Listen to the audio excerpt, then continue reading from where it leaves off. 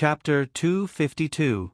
When Lee Zimmerman came out of the bathroom after taking a shower and changing her clothes, Eric had just finished reading a newspaper. Glancing at the girl who was looking at him, Eric said, "Lee, can you go downstairs and pack 2 sets of breakfast for me and Jeffrey?"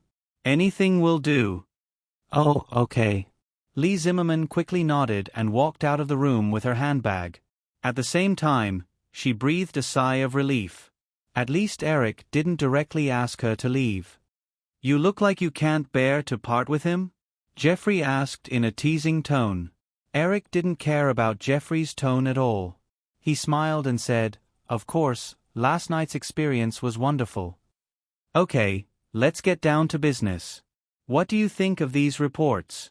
Jeffrey helplessly pointed at the pile of newspapers that Eric was flipping through. Eric also put away his cynical expression and said, "If I didn't ask you to do this yesterday, then we would be completely in a passive situation today. Because ordinary people always have preconceived notions, it will be very difficult for us to defend ourselves in the future. It's not bad now. At least, the water is mixed up by us, and the public opinion won't be one-sided against us. So, as long as we do all kinds of PR, there won't be a big problem. By the way, I talked to Robert on the phone last night. He will fly over in the morning to help. He must have more experience in this area than you." "Well, actually I wanted to talk to you about this, but I think you might—" Eric smiled and said, "Might what? Don't tell me you want to say that I've always treated Robert as an outsider?" "Isn't that the case?" Eric denied, "Of course not. Although I do mind that he took the 15% shares, since the 2 companies have merged, I will definitely treat him as one of us. As long as Robert doesn't start an internal conflict first, I will definitely not do it first." Jeffrey, who was already quite familiar with Eric, gave Eric a look of disdain, which was rare. "Your words are really unconvincing." "No, I'm telling the truth," Eric retorted. "Jeffrey, my goal is much bigger than you think. If I start to dispute with others over interests now, then it will be difficult for me to move forward." "What's your goal?" "Hollywood." Jeffrey was stunned and didn't understand. He asked, "What?" "Hollywood," Eric repeated with a young and frivolous tone. He said, "I want one day, when people mention the word Hollywood, the first thing they think of is not Los Angeles, not the major film companies, nor any movie stars remembered on the Walk of Fame, but me, Eric Williams. Hollywood is me, and I am Hollywood." Eric's heartfelt words sounded very infectious. Jeffrey stared and wanted to say a few words to attack Eric, but when he opened his mouth, it turned into a blessing. "Then, I hope you can succeed." "I definitely will," Eric nodded solemnly. "So, Jeffrey, my goal is so far away, and the road is so long, do you think I will stop and fight with a partner who may help me go faster for a few bites of food?" Jeffrey shook his head with a wry smile. "I understand." The 2 briefly discussed countermeasures, and then Lee knocked on the door and walked in with a few sets of breakfast. "I think I'll go back to my room to eat," Jeffrey said as he looked at the man and woman leaning against each other on the sofa. Without waiting for Eric to speak, Jeffrey directly took his breakfast and walked out. "Don't worry about him, let's keep eating," Eric said when he saw the girl's expression. "I'm not bothering you, right?" "Of course not, we've finished talking. By the way, you said last night that in addition to modeling, you're also acting in Broadway plays?" Lee Zimmerman nodded. "Yes, I like acting very much. By the way, Eric, I have a performance on Broadway next month. Will you come back to see it?" Although the girl looked at Eric with anticipation, he could only shake his head. "Sorry, Lee, after Home Alone ends, I have to rush back to Los Angeles immediately."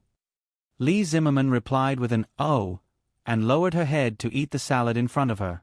Although she wanted to take the initiative to ask for some opportunities, the girl knew that if she took the initiative to ask for something from Eric, she would only get a blank check. Therefore, this kind of thing could only be initiated by Eric. If he didn't mention it from beginning to end, she couldn't complain and would just treat it as a normal ONS. After all, Lee also heard that it was Eric who chose her, a newcomer, from a group of supermodels. Whenever she thought of the expression on her roommate's face when she got the role, the girl felt proud. As a newcomer who had been in the industry for less than a year, when she heard about the opportunity, She didn't even think about fighting for it because she felt that she couldn't compete with a large group of supermodels. It was her roommate who instigated her. The two of them submitted their resumes together, and she was inexplicably selected. But at the same time, because of jealousy caused by her good luck, she and her roommate quickly became friends. These days, after listening to her roommate's sarcastic remarks, she stopped talking to her roommate and planned to move out as soon as possible. Compared to this opportunity, an unreliable friendship was nothing. What's more, that roommate of his didn't treat him as a friend wholeheartedly. He often used the fact that he entered the industry earlier than him as a senior to flatter himself. To put it bluntly, the competition between models was so fierce that it was difficult to form a true friendship, except for similar relationships. Eric sniffed the faint perfume on the girl's body, ate breakfast, and asked, "Do you want to develop in the direction of professional acting?" Rejoicing, Lee Zimmerman hurriedly nodded. "Good, I'll give you another opportunity," Eric said. "You should know Friends, right?" "Of course I know. I also know that the sitcom was written by you. I watch it every week." Perhaps it was because she heard something familiar, the girl said excitedly. "I like Ross the most. I think he's the kind of perfectionist who's a fool. He's much better than his sister's perfectionist who has obsessive-compulsive disorder. And Phoebe." The girl said a few words and quickly realized that it was inappropriate. She quickly closed her mouth and looked at Eric awkwardly. Eric smiled and said, "Thank you for liking this show. There's an episode of Friends about a blackout in New York, where Chandler and a famous model are locked in the ATM lobby of a bank. It's about an episode long. I can recommend you to give it a try." According to the original script, this episode should have taken place in the 7th episode of the first season, and Chandler would have met a model from Victoria's Secret. However, Victoria's Secret wasn't famous yet, so Eric changed the girl's identity to a famous model. Also, after the script was revised, the episode was pushed back to the 20th episode, so it definitely hadn't been filmed yet. Lee couldn't help but confirm, "Really, Eric, do you think I can really do it?" Eric nodded again. In the future movies or TV series he was preparing, there would definitely be many similar roles. Rather than letting an unscrupulous casting assistant director take advantage of a small actress, he might as well use it as a favor. The current influence of Friends was much greater than the first season in his previous life. Therefore, being able to guest star in an episode was equivalent to being recognized by more than 20 million people in America. It was much better than being on the cover of a few magazines. Of course, Eric could only give Lee Zimmerman so much. Presumably, after appearing twice in a popular TV series and a blockbuster movie, it would be easy for the girl to get a few more roles. Whether or not she could go further in the future would depend on her own efforts and luck. Lee saw Eric's confident gaze and immediately pounced on him, kissing him fiercely on the face.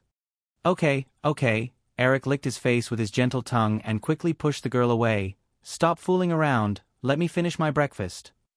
After breakfast, Alan came to discuss the day's schedule with Eric as usual. After Alan finished talking, Eric pointed at the girl beside him. "Alan, contact Los Angeles. I remember that there's a model role in the 20th episode of Friends. Give it to Miss Zimmerman." Alan quickly wrote down the matter on the memo and looked at the woman beside Eric. After hesitating for a moment, he said, "Eric, do you want to talk to Mr. John Jennifer Aniston directly?" Eric almost forgot about this matter. Other than Eric, the most powerful person in the Friends cast was the producer, John Jennifer Aniston. If he pushed Lee Zimmerman over, not only would John Jennifer Aniston not let the girl get the role, but she would also definitely call him and scold him. After thinking about it, Eric waved for Alan to come over and whispered in Alan's ear, "How about this, just say that Jeffrey recommended her. He's been single for so long, and he's a little old, so it's not easy for him to pick up a girl. Tell John to worry more." The corner of Alan's mouth twitched, but he still asked, "Eric, should we inform Mr. Hansen?" "Don't worry about it, I'll tell him." Alan thought to himself, it would be strange if you were willing to tell him such a big black pot, but he just nodded helplessly, closed the memo, and left in a hurry. "Eric, I didn't expect you to be so bad." After Alan left, Lee Zimmerman glared at Eric. Although Eric whispered in Alan's ear, his voice was not so low that she couldn't hear him. "I'm just a guest star, and I won't overestimate myself and clash with your little girlfriend." Eric smiled. "If you don't say that, you won't even get the role." Lee Zimmerman didn't understand and asked, "Why, didn't your Firefly invest in Friends?" "Yeah, but the producer of Friends is my little girlfriend's father." Because of Eric's arrangements in advance, public opinion didn't overwhelmingly crusade against the Kids 2 crew's bad behavior of destroying the ecological environment of Central Park. However, this incident still had a huge impact. Although there were some rational people who believed the views of the newspapers that Jeffrey had published, there were also many who believed the views of other newspapers. Therefore, in the next 2 days, there was a huge debate around whether the Kids 2 crew should continue to lay artificial snow in Central Park for filming. It even quickly spread to all parts of the country and became a hot topic. The $500,000 that Eric asked Jeffrey to donate to the Central Park Preservation Committee also played a big role. When the reporter interviewed the chairman of the Preservation Committee, Tim Frick, about whether the Kids 2 crew's filming in Central Park had a significant impact on the environment, Mr. Frick said a lot of good things for the Kids 2 crew and listed a series of measures that the crew had taken. He also said that the Kids 2 crew was a very responsible crew. Of course, Tim Frick didn't hide the fact that the committee had accepted the $500,000 donation from the crew. Otherwise, it would be even more troublesome if the media caught him. However, Tim Frick couldn't say that this was compensation for the damage that artificial snow might cause to the vegetation in the park. Otherwise, it would be tantamount to slapping himself in the face. Instead, he said that the crew saw that some of the public facilities in Central Park were relatively old, so they donated the money to let the park replace a batch of new public facilities. Because the interview with Tim Frick was broadcast during prime time, many people saw this news. Coupled with a series of public relations by the Kids 2 crew, the situation gradually became clear. In the end, the Manhattan District government issued a statement saying that they would send a special monitoring team to monitor whether the crew used artificial snow during the filming in Central Park according to the rules that they had promised in advance.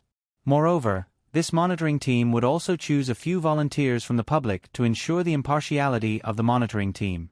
After this statement was issued, the Kids 2 crew immediately issued a statement saying that not only would they cooperate with the monitoring team, but they were also willing to bear the expenses outside of the Manhattan District government's budget. Both sides expressed their goodwill back and forth. Coupled with News Corporation's secret efforts, the matter was finally resolved properly.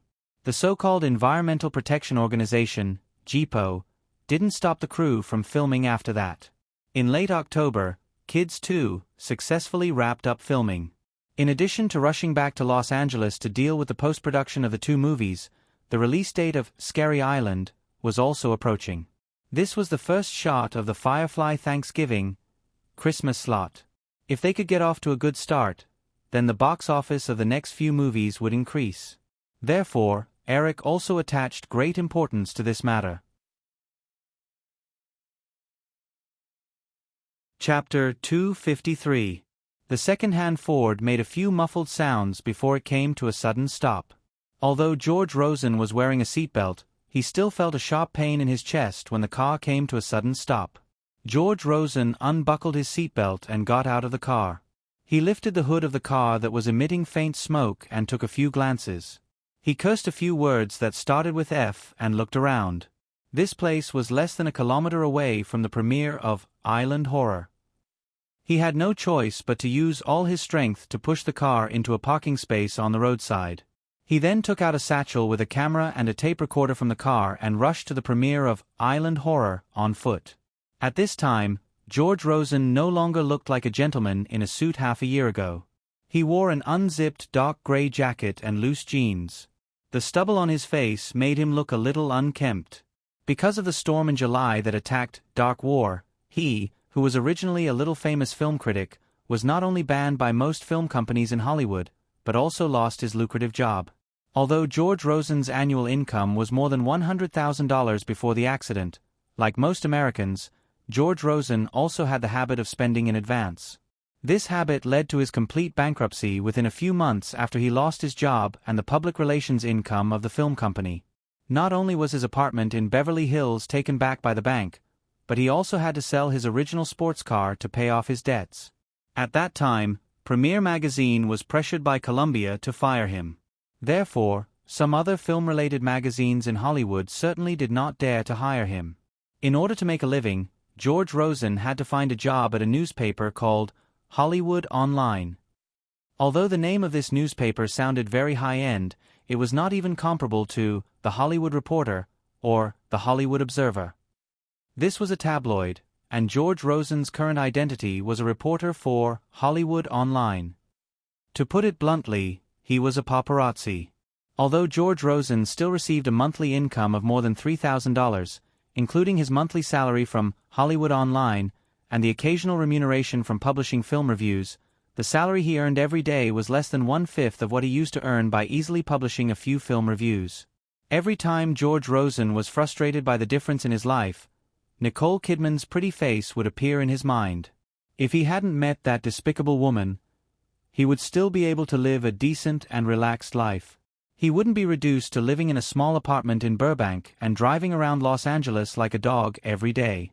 Most of the time, he wouldn't be able to find anything after a whole day's work. Instead, he would be scolded by that fat, pig-like chief editor. Thinking of Nicole Kidman, George Rosen naturally thought of Eric. Not long after that incident, Nicole became the female lead in Eric's new film. Although many newspapers were talking about how outstanding and lucky Nicole Kidman was, she was not the only one. There were also some newspapers that released the details of how Eric had selected the Australian girl from many auditions. But George Rosen remembered clearly what happened that night. Nicole Kidman and Drew Barrymore obviously knew each other, so it was impossible that she didn't know Eric Williams. Therefore, George Rosen once wanted to tell the media that things weren't what they saw. That woman must have some secret with Eric Williams. She must have made some dirty deals with Eric Williams to get the female lead in Sleepless in Seattle. However, he didn't have any evidence. Secondly, he had been banned not long ago for attacking Eric Williams in Dark War. Even if he told the media about it, most of the newspapers wouldn't believe it. Even if some tabloids were willing to publish it, people would think that he was slandering the young director because of his ban. At that time, he might even face the risk of being sued. Therefore, George Rosen had to bury this matter in the bottom of his heart. Recalling all that had happened in the past few months, George Rosen spent a few minutes walking to the luxurious cinema on Sunset Boulevard in Hollywood. The premiere of Island Horror would be held here tonight. Of course, George Rosen would no longer be able to sit comfortably in the cinema and watch movies like those invited film critics and receive a PR check afterwards. He was now not even qualified to attend the press conference after the film ended. He could only squeeze on the red carpet with many paparazzi, waiting for the director, lead, and other important figures of the film to appear, hoping to get some good news from them. If he had a choice, George Rosen would definitely not attend the premiere of the film.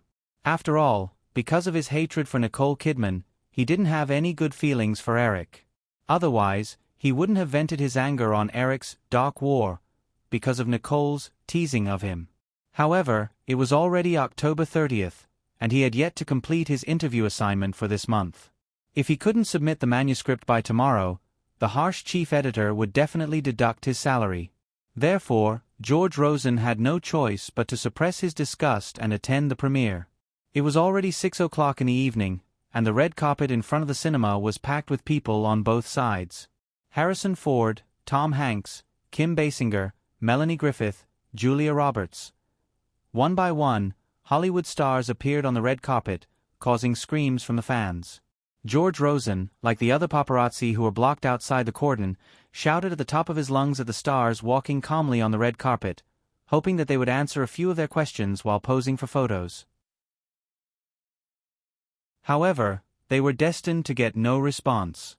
After wasting an entire roll of film without any useful results, George Rosen cursed anxiously in his heart. He changed to a new roll of film and looked at Demi Moore, who had just walked down the red carpet intimately leaning on Bruce Willis. He hoped that the actress in the long gown would fall hard when walking up the steps.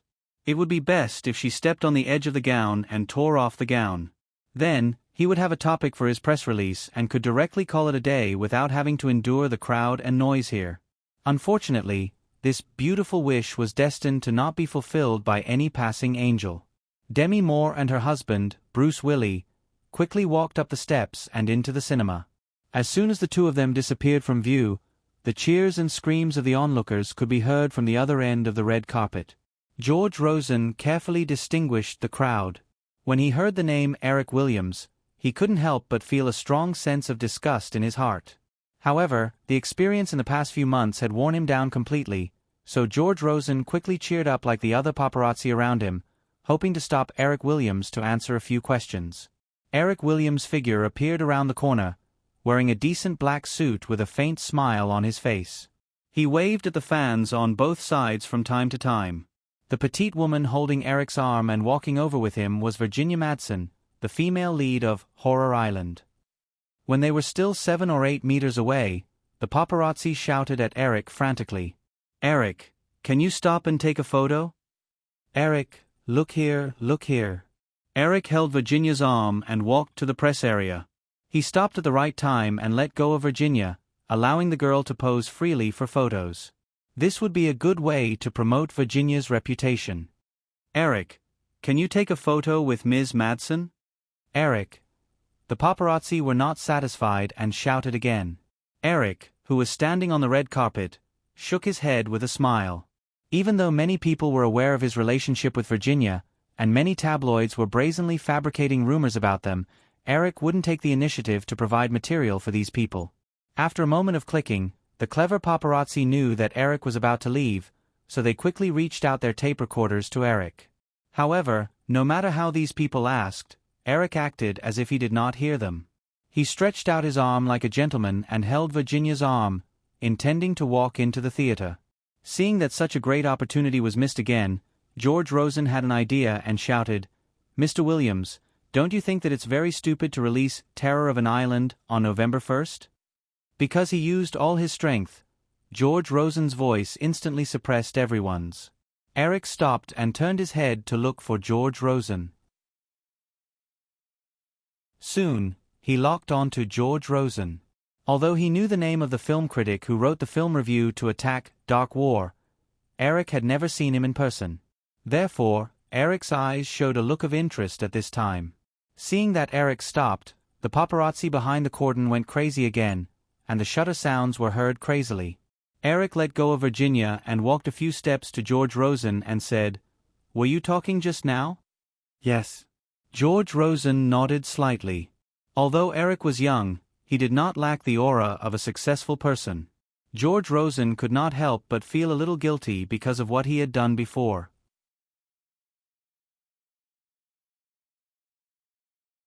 Chapter 254. What's your name? Which newspaper are you from? My name is George Nord. Linda. I'm a reporter for Hollywood Online. George Rosen quickly made up a fake name for himself halfway through. Eric didn't realize that George Rosen was lying. He nodded and asked, "You just said that it was a very stupid choice to release Scary Island on November 1st. What's your reason?" George Rosen replied confidently, "It's very simple. Although November 1st is Halloween, and many horror movies will be released during this period, it's actually not a popular period. In fact, it's not even a good period. The box office for these few weeks is no different from the movie off-season. Since Disney and Firefly have high hopes for this movie, it is stupid to release it on November 1st. Or, do you not have much confidence in island horror? Is that why you put it on such a schedule that is like a graveyard for cannon fodder?" After listening to George Rosen's words, Eric couldn't help but take a few more glances at him. This middle-aged paparazzi was much better than those who only knew how to pry into the privacy of celebrities. "Since you can speak so eloquently, then you should also know that there are always a few movies in the top 10 box office rankings every year. Their release dates are neither during the summer nor during the Christmas season, but they still manage to squeeze into the rankings based on their own quality. Mr. Williams, I understand what you're saying. Just like Leap into Childhood Innocence, released a few weeks ago, TriStar Studios originally didn't have high hopes for this movie, so they released it in October, which is an unpopular period. However, this box office dark horse with only a few million yuan cost has now taken nearly $60 million in box office, and it may even become a competitor of Scary Island. However, Mr. Williams, you didn't answer my question. The dark horse movies you mentioned were released in the off-season because they weren't popular in advance. However, Scary Island is obviously a movie that Disney and Firefly have high hopes for, and it even won the Silver Lion at the Venice Film Festival. Eric smiled slightly and said confidently, "I've just answered you. As long as the quality of the movie is good, sometimes it can ignore the schedule." Ignore the schedule? George Rosen's eyes widened in surprise, and some of the more professional reporters in the crowd also showed a look of surprise. Eric was too arrogant to say such a thing. In the whole of Hollywood, no director or producer dared to say such a thing with confidence. Most of them were racking their brains to release their movies during the summer or the new year. Because everyone knew that a high-quality movie schedule meant higher box office revenue. However, Eric not only did the opposite, but he also arrogantly shouted the slogan of ignoring the schedule. Many paparazzi were keenly aware that this would be a very explosive topic. They couldn't help but squeeze forward, and at the same time, try harder to reach the tape recorder in their hands in front of Eric. George Rosen also knew that this would be a very controversial topic. He even had a preliminary draft in his mind. He believed that many people would see Eric Williams' arrogant side tomorrow. If Scary Island didn't achieve unexpected results, Eric Williams would be disgraced, and it would even have a great impact on the box office of his next few movies during the new year. However, although he thought so, George Rosen still put the tape recorder closer to Eric and asked innocently, "Mr. Williams, did you just say that Scary Island can completely ignore the schedule and get a high box office?" Eric shrugged and nodded. "Since I released the movie on November 1st, I must have such confidence in my heart." The group of reporters outside the cordon once again burst into a faint uproar. After Eric finished speaking, he ignored the crowd and pulled Virginia into the theater. "Hey, Mr. Williams, can you explain in detail? Mr. Williams, why do you have so much confidence in this movie? Mr. Williams." Amidst the crazy shouts of the reporters behind, Eric took Virginia up the steps of the theater without looking back.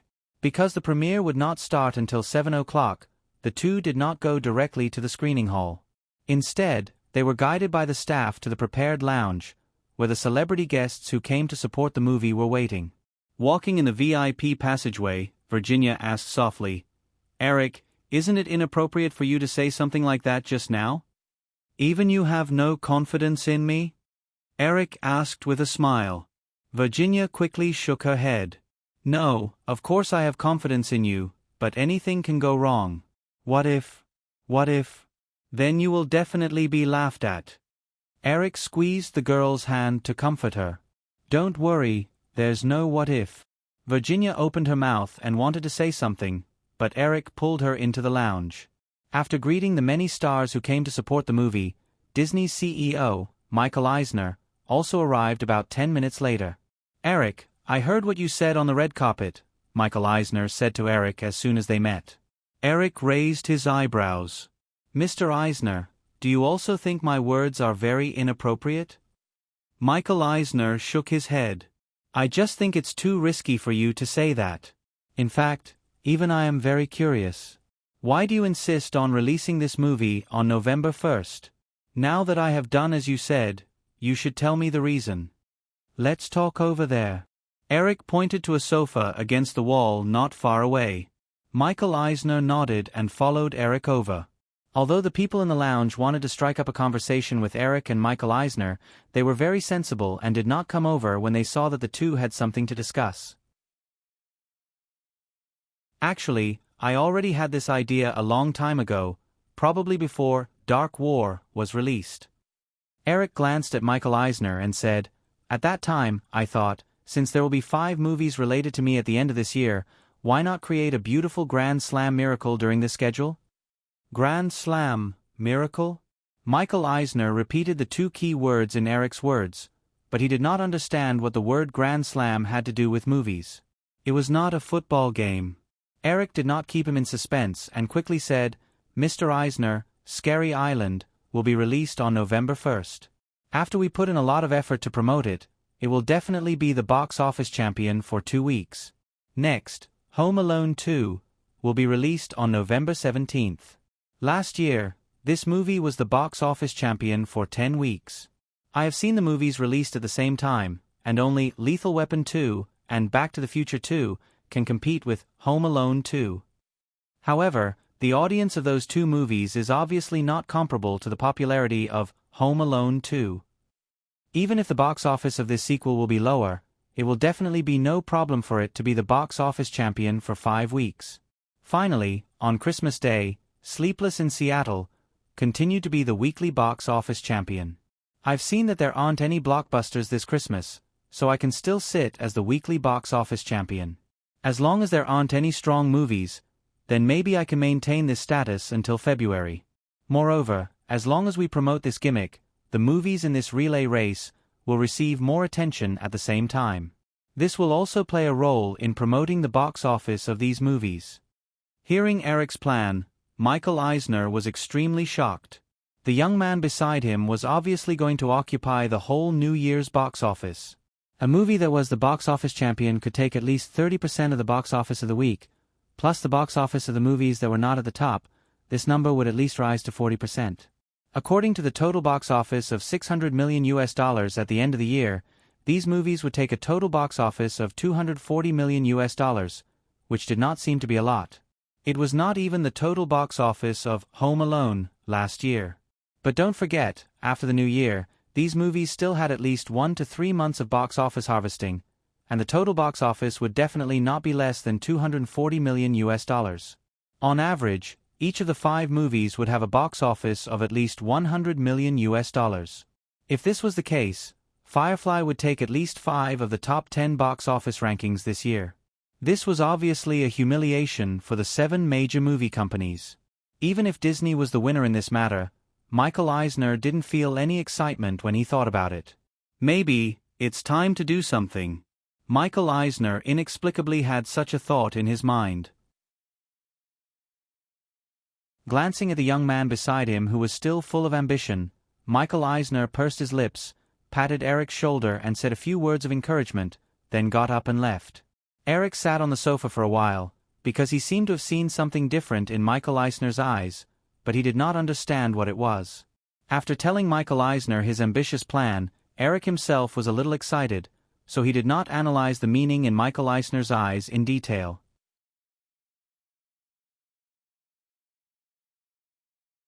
Chapter 255.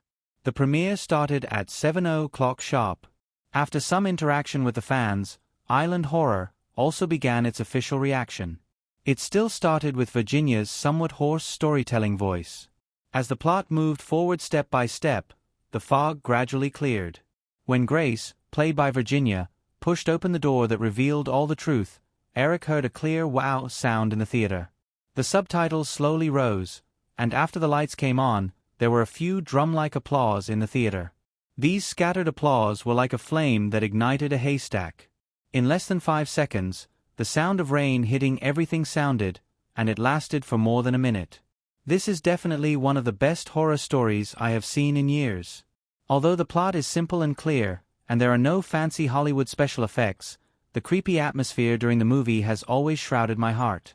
Eric Williams has conquered a completely different group of fans with Home Alone, Pretty Woman, and Dark War, and he has extended his evil hand to the group of fans who love horror movies. This is an incredible thing. An awe-inspiring ending that allows one to temporarily escape from the real world. After enjoying the heartbeat for more than an hour, the unexpected ending seems to suddenly pull one back to the naked reality, making one shudder. This is a very great movie. In such an era where we can only pile up horror with a lot of blood and disgusting special effects, Island Horror is undoubtedly a very smart horror movie. It doesn't use those usual methods, but it still makes people shudder and scream. A thriller about the arrival of the supernatural. He relies on the creepy tension of the plot instead of blood and violence. Virginia Madsen's performance also makes people's eyes light up. This beautiful vase who made her debut with David Fincher's Dune seems to finally know her position in Hollywood after several years of exploration. I hope she can continue to bring us better movies. Well, okay, I admit that it is not easy to surpass island horror, so as long as she can bring us the same good movie, I believe the audience will be satisfied. Immersed in nervousness and an ominous premonition, it's almost an old trick in horror movies. However, there were no strange masked killers and kitchen knives in this movie, nor were there any bloody and cruel conflicts. No one knew what had happened, but everyone wanted to know what had happened. In the end, when the door was pushed open, it finally made us, who were already drenched in cold sweat, realize what had happened.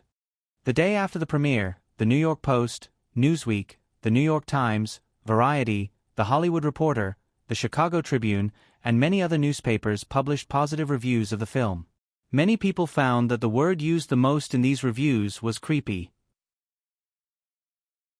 The audience who saw these reviews, especially the horror fans, were all looking forward to November 1st.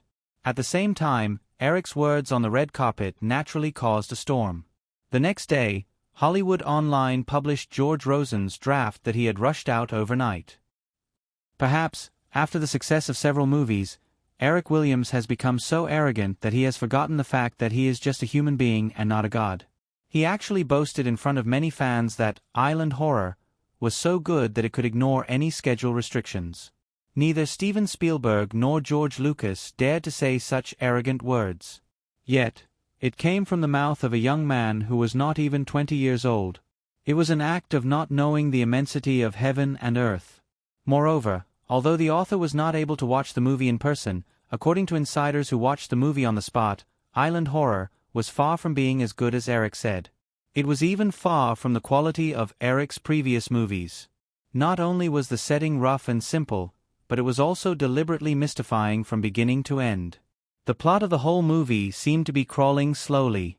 After more than an hour of delay, although the ending was a little unexpected, for the sleepy audience, there was no surprise. I really want Mr. Eric Williams to personally come out and analyze it in detail.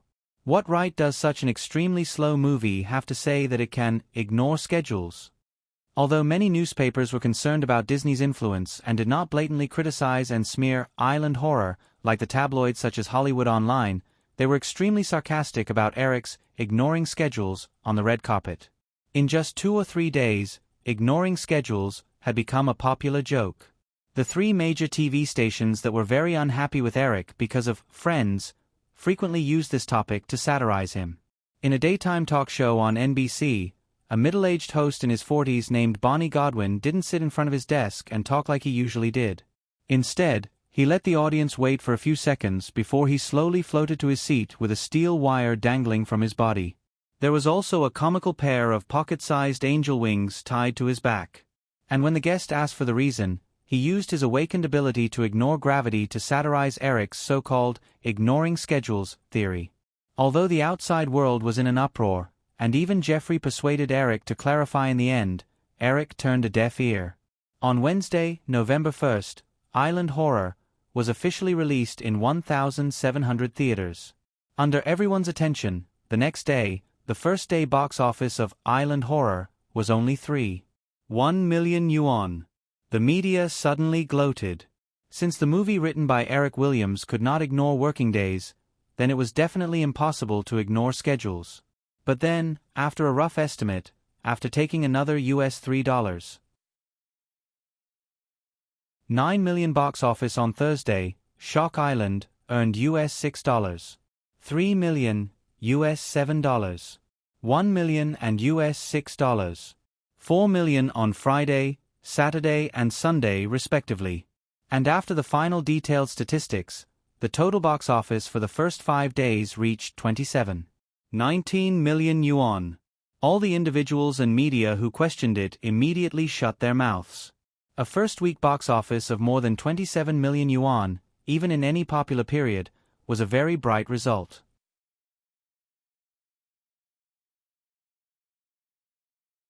Chapter 256. It was already night time. In a densely populated residential area in the northwest of Santa Monica, 3 tall and sexy girls walked out of a supermarket each with a plastic bag in their hands, attracting the attention of the opposite sex around them. Although there were many Hollywood stars living in this area and there was no shortage of beautiful women on the streets, it was not common to see three beautiful girls with off-the-charts gathering together. The girl with black hair and fair skin walking on the far left skillfully opened a pack of cigarettes in the plastic bag with one hand, completely ignoring the surprised looks of the passers-by. She took out a cigarette and lit it at the corner of her mouth, then asked the Latino girl in the middle, "Penny, what did that guy say to you in the supermarket just now?" The Latino girl took out a small business card from her pocket and showed it to the two girls. She smiled and said, "He said that he was a talent scout from an agency. He thinks that I look like the Spanish actress Penelope Cruz and wants to invite me to audition for their company." The other two girls were slightly stunned for a moment, then they laughed heartily. The three girls were none other than the three female leads that Eric had chosen for the Thunderbolt Girls. However, as the Thunderbolt Girls was still in the early stages of preparation, no information was revealed to the public. That was why the talent scout that Penelope mentioned had made such a mistake. After a few laughs, Charlize Theron on the other side asked, "How did you answer him?" "I pretended that I didn't speak English. He pestered me for a while, then he left with a business card and left," Penelope Cruz said and threw the business card into the trash can. Although she still had a very obvious accent, she spoke English very fluently. After another chuckle, Kate Beckinsale took a few puffs of the cigarette in her hand and suddenly complained, "There are still 2 months to go. If I knew that the training was so painful, I wouldn't have come." When Penelope Cruz and Charlize Theron heard this, they laughed silently. Clearly, this wasn't the first time they had heard Kate Beckinsale's habitual complaint. Kate Beckinsale was the one who was arranged by Eric to have the most intense training. Penelope and Charlize both learned dance from a young age, so they basically did not have any difficulty in completing the various movements. Their daily training was just like the dance class. Kate Beckinsale was different. She had only attended a few ballet classes when she was young, and now her body was no different from an ordinary person. In the first few days, she even cried because of the pain from the simple leg press training, but in the end, she persevered. When Beckinsale finished her cigarette, the three girls had already arrived at their residence. This was a small independent courtyard that Michelle Simmons had arranged for them. It was only half an hour's walk from the place where they participated in the training every day. Beckinsale threw the cigarette butt into the trash can next to her, feeling a little unsatisfied. It seemed that she wanted to take out another one, but after looking at the courtyard door not far away, she did not do it in the end. The other two girls only glanced at her actions and didn't say a word. They would occasionally smoke a cigarette or two, but definitely not as frequently as Beckinsale. However, the two girls didn't have any intention of stopping her. Although Michelle Simmons had asked them to get along in private, it didn't mean that they would really confide in each other. At the end of the day, they were still competitors. Charlize Theron took out the key to open the door, and the three girls walked into the living room together. Beckinsale threw the plastic bag on the coffee table and lazily leaned on the sofa. She picked up the remote control and turned on the TV. After the other two girls put down the plastic bag, they went into their rooms to change into more casual clothes. Penelope Cruz had just taken off her coat when she heard Beckinsale shout from the living room, "Penny, Charlie, come out and watch. It's the live broadcast of the premiere of Jurassic Park." Penelope originally planned to ignore it, but when she heard Jurassic Park, she thought of another name and immediately walked out of the bedroom. At the same time, Charlize Theron also walked out. At this time, the TV just happened to broadcast the scene of the disruptive reporter asking a question. "Mr. Williams, regarding the recent defamation of Magnificent Peak starring Mr. Stallone by his competitor, what do you think?" Seeing the brief silence on the TV screen, Charlize Theron laughed out loud. She pulled a pillow next to her and squeezed it a few times. She gloated and said, "Ha, this guy is in trouble now." In the past few days, Charlize Theron had also heard about the defamation of Magnificent Peak.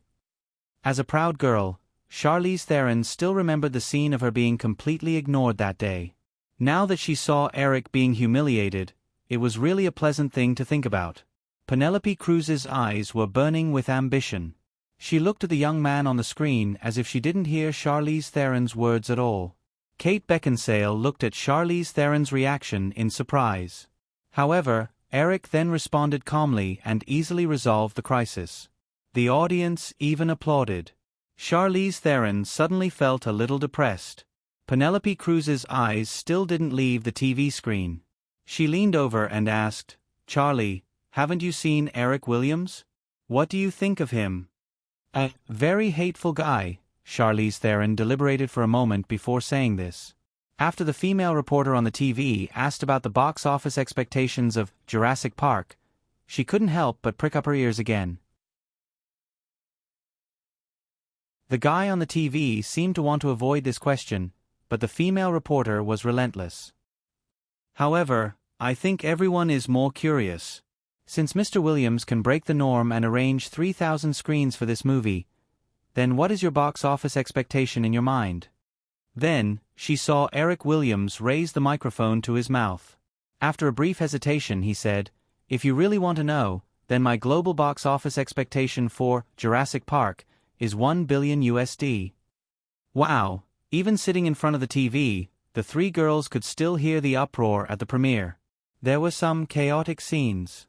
The reporters who were sitting quietly in the audience waiting for an opportunity to ask questions could no longer hold it in. They took the initiative to stand up and ask questions loudly.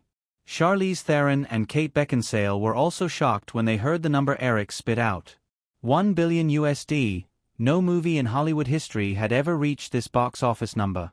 However, Penelope Cruz next to them was even more surprised. 1 million, how can it be only 1 million, how can it be? Charlize Theron was stunned. Before she could react, Kate Beckinsale rolled her eyes at Penelope Cruz. "Penny, it's 1 billion USD, not 1 million. In English, only the first word of the two measurement words, million and billion, was different. Their pronunciation was also very similar. It was no wonder that Penelope Cruz misunderstood. Of course, this was mainly because she had never thought of the box office of a movie as $1 billion at the box office. Penelope realized that she had misheard. She was a little embarrassed, but then she realized that it should be 1 billion USD. Her delicate chin suddenly had a tendency to drop. Wow, 1 billion USD. Because of Eric's answer, the premiere's Q&A session could no longer continue. The several main creators of Jurassic Park hurriedly answered a few more questions and left the stage. Then, the TV began to play the trailer of Jurassic Park. According to Eric's original idea, the 2-minute trailer of Jurassic Park did not have a complete picture of a giant dinosaur. However, the changes in the expressions of the protagonists in the trailer and the final roar of the giant beast that made people tremble still made people have a strong expectation for this movie. After the trailer was played, Kate Beckinsale couldn't wait to say, "Penny, Charlie, how about we go to the midnight screening tomorrow night?" Charlize Theron did not look interested at all. "Didn't that guy say not to enter the cinema just for publicity? So, you should go take a look first. If you think it's good, I'll consider whether to take a look or not." Penelope waited for Charlize to finish speaking before saying, "Kate, let's go together." "Okay."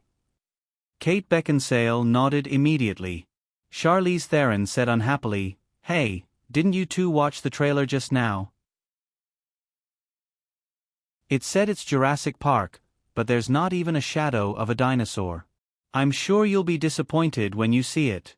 It's better not to go." Kate Beckinsale and Penelope Cruz looked at each other.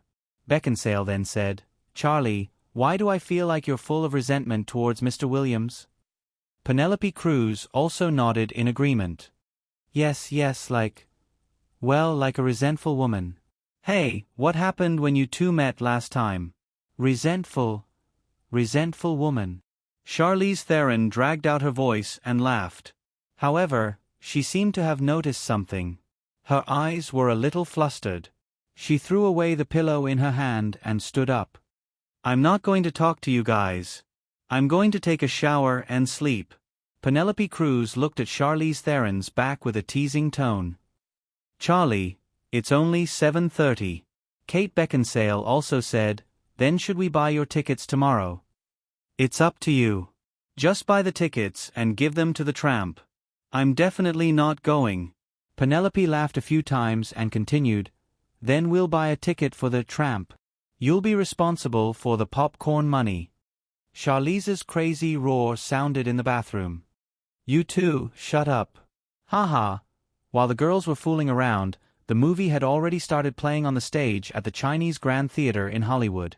As soon as Eric walked backstage, he was surrounded by a group of people.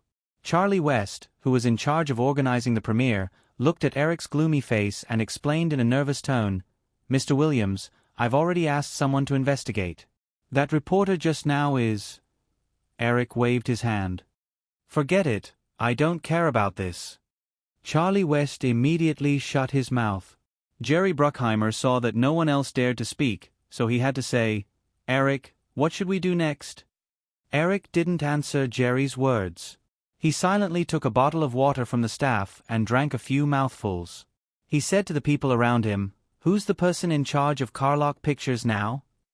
Hearing Eric's words, everyone present knew that Eric was completely pissed off this time. If Carlock Pictures was just doing some small tricks in private and wanted to hitch a ride on Jurassic Park, it wouldn't be a big deal. However, directly stirring up trouble at the premiere of Jurassic Park had already touched the bottom line that Firefly could tolerate. Seeing Alan immediately walk nearby and start to make a phone call after hearing Eric's words, Jerry Bruckheimer couldn't help but whisper, "Eric, now is not the time to react too strongly. It's too easy to give people a handle." "I know, don't worry." Eric nodded. Everyone went to a lounge and sat down, waiting for the curtain call after the end of the movie. After a while, Alan came in with a mobile phone. He covered the microphone and whispered to Eric, "Eric, Carlock is now in charge of Mario Casa. He was one of the two founders of the company. He's online now. Do you want to?" Eric shook his head and said indifferently, "Tell him that this matter is over. I don't want to see such messy news in any media. Otherwise, I'll erase the name of Carlock from Hollywood. I'm very angry today. I'm not in the mood to joke with people."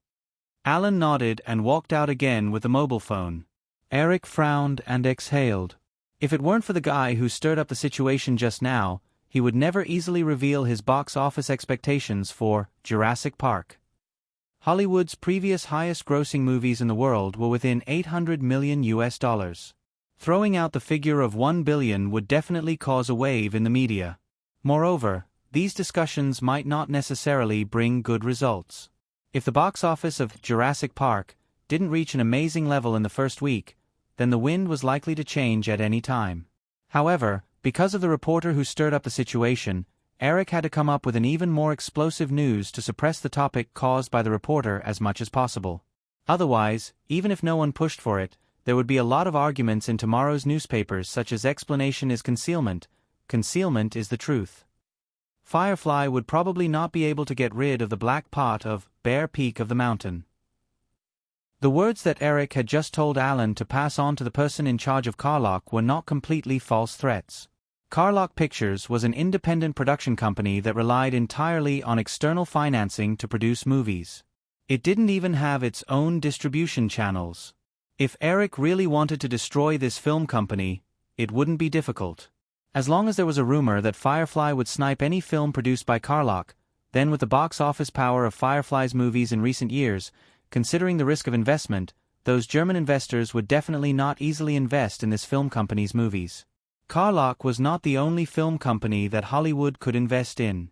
Without external financing, it was inevitable that Carlock would close down a few films. Unfortunately, Eric couldn't do this, at least not for the time being. As Jerry Bruckheimer had just reminded him, if Firefly made too much of a counterattack now, it would definitely give them a handle. A few minutes later, Alan walked back to the lounge again. Eric, Mario Casa firmly denied that Carlock Pictures was involved in today's incident.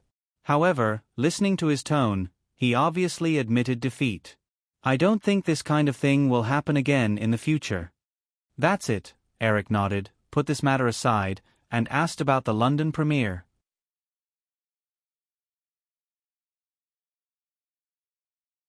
Chapter 257. Mr. Jaffe, since a ghost movie like Scary Island has been successful, I think a romance movie with a ghost as the main character must be very promising. Before the bespectacled middle-aged man who looked to be in his 40s could finish, the man he addressed as Mr. Jaffe interrupted him. "Okay, Bruce, I know you've been promoting your script, but I'm really not interested in it. I've been preparing for another movie recently. The others standing around the table echoed, Bruce, forget it. Don't you think a romance movie with a ghost as the main character looks ridiculous? Moreover, it's a tragedy. Many memorable stories are tragedies, Bruce retorted. What's the use of having a memorable story? A man with brown curly hair said, I've heard about your script too. It requires a lot of special effects, and the investment will not be less than $20 million. This is already considered an above-average investment. It's a big risk for the producers. Bruce, since you're interested in ghosts or supernatural phenomena, you should put more effort into writing more horror scripts, like Scary Island, instead of wasting your time on ghost romance movies. When Eric walked closer, he happened to hear the brown-haired man's words. His heart suddenly skipped a beat. Ghost romance movie, Bruce. With just these two keywords, Eric was already 70% sure. Wasn't the screenwriter of the tear-jerking Ghost in his previous life called Bruce Joey Robin? Moreover, if he hadn't appeared, the movie might have already started production. Although the director of Scary Island was Jonathan Demme, there was no doubt that Eric was the most eye-catching person at this party. Therefore, when he approached the long buffet table, the group of people who were chatting immediately surrounded him and enthusiastically introduced themselves. Eric took the business cards handed over by these people and politely distributed his own business cards. Then, he pretended to ask casually, I seem to have heard words like ghost just now. What are you guys talking about? The crowd did not know what topic to talk about to get closer to Eric.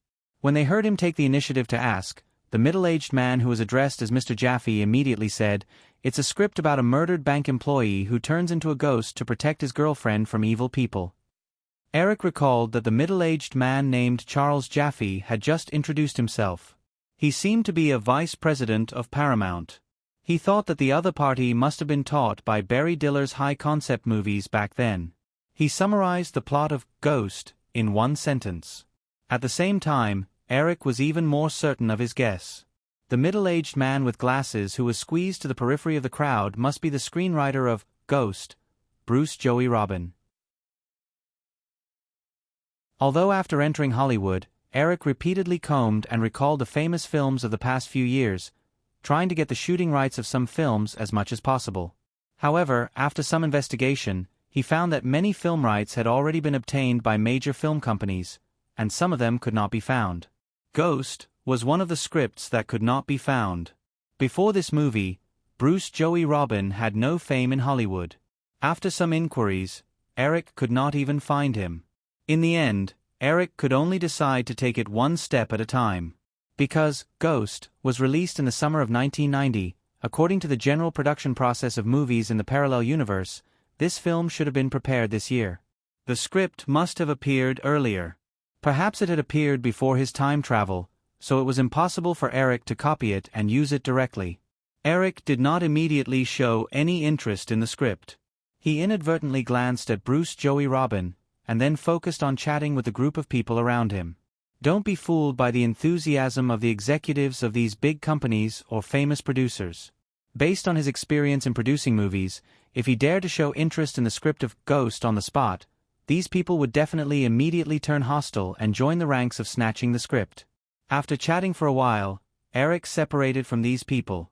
During the whole process, he did not have any communication with Bruce Joey Robin. Since Bruce Joey Robin had appeared, it would be much easier to find him later. However, many things were always unexpected. As soon as he walked away, Bruce Joey Robin caught up with him in a few steps. Mr. Williams. Behind Eric, the red-haired middle-aged man who had just dealt a blow to Bruce Joey Robin saw his actions and said to Charles Jaffe with a smile, It seems that Bruce is still unwilling to give up. He went to Pester Williams again. Charles Jaffe looked deeply at the back of the middle-aged man who had caught up with Eric and said, Brian, do you think Williams will like that script? Who knows, but with Eric Williams' taste, if he likes that script. The red-haired middle-aged man named Brian suddenly stopped. He and Charles Jaffe looked at each other, and then they separated as if nothing had happened. The two of them were only acquaintances, and Charles Jaffe was the vice president of Paramount, while Brian was working in Warner. If Eric confirmed the potential of the script and competed, the two of them would definitely be rivals. Hearing the conversation between Charles and Brian, the people around them all looked in Eric's direction. Eric was also having a headache. Bruce Joey Robin had already begun to narrate the plot of Ghost. What could he do now? Pretend not to care and ignore it? After the party, he could get people to come to him enthusiastically. Bruce Joey Robin was not a fool.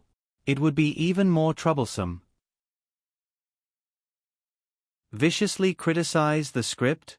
Then there would probably be no chance of cooperation. The first two methods could not be used, and if he expressed interest in the script on the spot, with this thought, Eric could not help but look around. Many people had already turned their attention to them, especially those who had just chatted with them. These people were all shrewd people.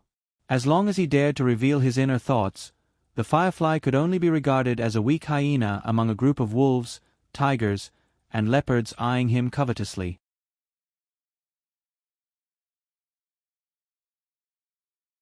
Chapter 258. Sam and Molly were a couple living in Manhattan's Soho district. Sam was a bank manager and Molly was an artist. They were about to get married, but Sam's colleague and friend, Carl, was discovered by Sam by accident because he was using a bank account to launder money. Faced with the pursuit of the huge amount of money, Carl had no choice but to take the risk and hire someone to steal Sam's wallet. But because of an accident, the person Carl hired accidentally killed Sam. The story began here. After Sam died, his soul didn't choose to go to heaven directly because he saw his girlfriend, Molly, hugging his body in pain. Instead, he chose to stay in the human world. Originally, Sam floated around Molly aimlessly, hoping that Molly would notice him again. But because of this, Sam's soul discovered the truth of his accidental death. It turned out that it was all Carl's doing, and Carl even tried to hurt Molly. Angry and fearful, Sam found a medium who could communicate with him and tried to get her to help inform Molly of the truth. However, Molly treated him as a liar. Carl became more and more nervous because he couldn't get the bank password. In the end, he decided to use extreme means. Sam also learned the ability to control objects from a soul in the subway and finally made Molly believe in his existence. In the end, Molly, Carl, and Sam's souls clashed. Carl was accidentally hit in the heart by a falling glass and died. His soul was dragged to hell by the Grim Reaper. After Sam said goodbye to Molly and Odeem, his wish was fulfilled. He slowly walked through the gate of heaven. Mr. Williams, what do you think of this story? Bruce Joey Robin had noticed that Eric seemed to be a little absent-minded from the beginning, so he only told the story briefly. He didn't have much hope in his heart. He asked this last question because he was waiting for Eric to give a negative answer and then tactfully leave. Hearing that Bruce Joey Robin had finished, Eric hurriedly retracted his attention. Mr. Robin, it seems like Charles and the rest don't think highly of this story? Eric didn't express his opinion on the story and instead asked a question in return. When Bruce heard Eric's words, he thought that he was rejecting him like the others. He said with a look of disappointment, "Then, sorry to disturb you, Mr. Williams." Just as he was about to leave, Eric hurriedly called out to him, "Mr. Robin, actually, I think this idea is pretty good." Brosnan immediately stopped in his tracks and turned around in surprise to confirm, "Mr. Williams, did I hear wrongly?" "Of course not," Eric said with a smile. "I think your idea is good. However, I just listened to the outline of the story, and I didn't find any highlights. Do you have a complete script?" "Of course, Mr. Williams, Bruce Joey Robin eagerly rubbed his hands. He had joined the party with a friend, so it was impossible for him to bring a script. But it wasn't easy to meet someone he was interested in, and the other party was the most popular young director in Hollywood. Of course, Brosnan wanted to seize this opportunity. "Mr. Williams, why don't I go back and get the script now?" Eric shook his head and said, "There's no need to rush. It's already very late." After that, he took out a business card and handed it to Brosnan. "Tomorrow at 9 o'clock in the morning, bring the script to me at the Firefly headquarters. We'll talk about it in detail then." Brosnan excitedly put away the business card. "Mr. Williams, I'll be there on time." Eric didn't say anything more. He nodded, glanced at the guests around him who were already eager to try, and left as if nothing had happened. He knew that since he had paid attention to this matter, the people who had been watching his movements at the party would definitely be interested in the script in Bruce Joey Robin's hands again. However, Eric wasn't worried. Since everything had changed, he was the only one who could recreate the original Ghost in its entirety.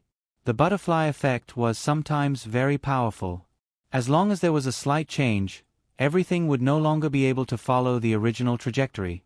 Then, even if the original director took over Ghost, because of different ideas at different times and places, it would be impossible to produce the original Ghost in Eric's memory. Thinking of this, Eric didn't think too much about this matter. Instead, he pulled Virginia to the dance floor. "Eric, what are you thinking about?" On the dance floor, Virginia, who was leaning on Eric, looked up and asked. Eric glanced at Bruce Joey Robin, who was being hit on from time to time, and said, "I've taken a fancy to a script. But since it's something that I've taken a fancy to, others must be very interested in it too. Now, there are probably many people who want to snatch it." Virginia followed Eric's gaze. "It's that person. I just saw you talking to him for a while. Since you've taken a fancy to it, why don't you buy it immediately? Now. Overnight." Eric smiled softly and said to Virginia, "No one is stupid. If I act too eagerly, the person who owns the script will probably not be in a hurry to sell it. In addition, other film companies will come to snatch it. In the end, if we want to get it, the price will be even higher." Virginia hugged Eric's waist tightly and rubbed her face against him. "I don't quite understand. It seems that I'm an idiot." Eric smiled and whispered to Virginia, "It's okay. I like stupid women. It's not good for a woman to be too smart, so it's best to be a little stupid." Virginia protested and hammered Eric. Then she looked up, blinked her big eyes, and asked in a soft voice, "Eric tonight?" Eric shook his head helplessly. "Paparazzi follow you wherever you go now. Do you think I dare to go to your place?" Virginia heard Eric's words and felt a little helpless. Since the release of Shock Island, Virginia not only received the long-awaited fame and jumped from a third-rate actress to an A-list star, but her personal life also received strong attention from many tabloids. Eric knew that those people's target was not only Virginia, but also himself. Whenever he thought of the night of the negotiation with Murdoch, the old man said that a reporter from the New York Post had secretly followed him for several months. Eric felt uncomfortable. To be honest, the matter hadn't been resolved yet, and Eric wasn't naive enough to ask Murdoch for the photos afterward. Even a fool would know that Murdoch wouldn't give him the photos without a backup. Since that was the case, he didn't do anything unnecessary. However, since that incident, Eric had become more cautious. Although he did not care about being exposed by the media, he had to care about what Jennifer Aniston thought. Because if his scandals with other actresses repeatedly appeared in the newspapers, Jennifer Aniston would not be able to pretend to be an ostrich. In the end, she would be forced to break up with him. Although he could not go to Virginia's place, going to Jennifer Aniston's place was not a problem. After all, she was his official girlfriend. After opening the bedroom door and walking into the living room, Eric heard a light sound in the kitchen. "Morning," Nicole, who was making breakfast, heard the sound and turned to greet Eric. "Morning." Eric nodded and smelled the food in the air. He asked, "Is there a portion for me?" Nicole rolled her eyes at him. "What do you think?" "Of course there is," Eric said as he walked up and looked into the small soup pot in front of Nicole. Nicole felt Eric approaching her and said helplessly, "You were so busy yesterday. Haven't you had enough? Did you come here to eavesdrop?" Nicole blushed and denied, "Do I need to eavesdrop? You were so loud. If it weren't for the sound insulation of the villa, the neighbors would have called the police." "What about you?" Eric asked in a wicked tone. "What do you two have to do with me?" Nicole replied randomly. Eric stopped teasing her and said, "Okay, I'll go wake Jenny up. Hurry up and make breakfast." "Bastard." Looking at Eric's back as he left, Nicole cursed softly. After breakfast, Eric left the apartment that Jennifer Aniston and Nicole shared. Before he entered the office building, Bruce Joey Robin, who was waiting outside, came up to him. "Mr. Robin, didn't we agree to meet at 9? Eric looked at his watch. Bruce said, "It's like this, Mr. Williams. I was afraid that there would be a traffic jam, so I came early." "Oh, then let's talk in the office," Eric said as he walked into Firefly's office building with Bruce. This was the office building that Robert Shea recommended a few months ago. It was now Firefly's property. The original New Line and Firefly employees had moved in at the beginning of the month.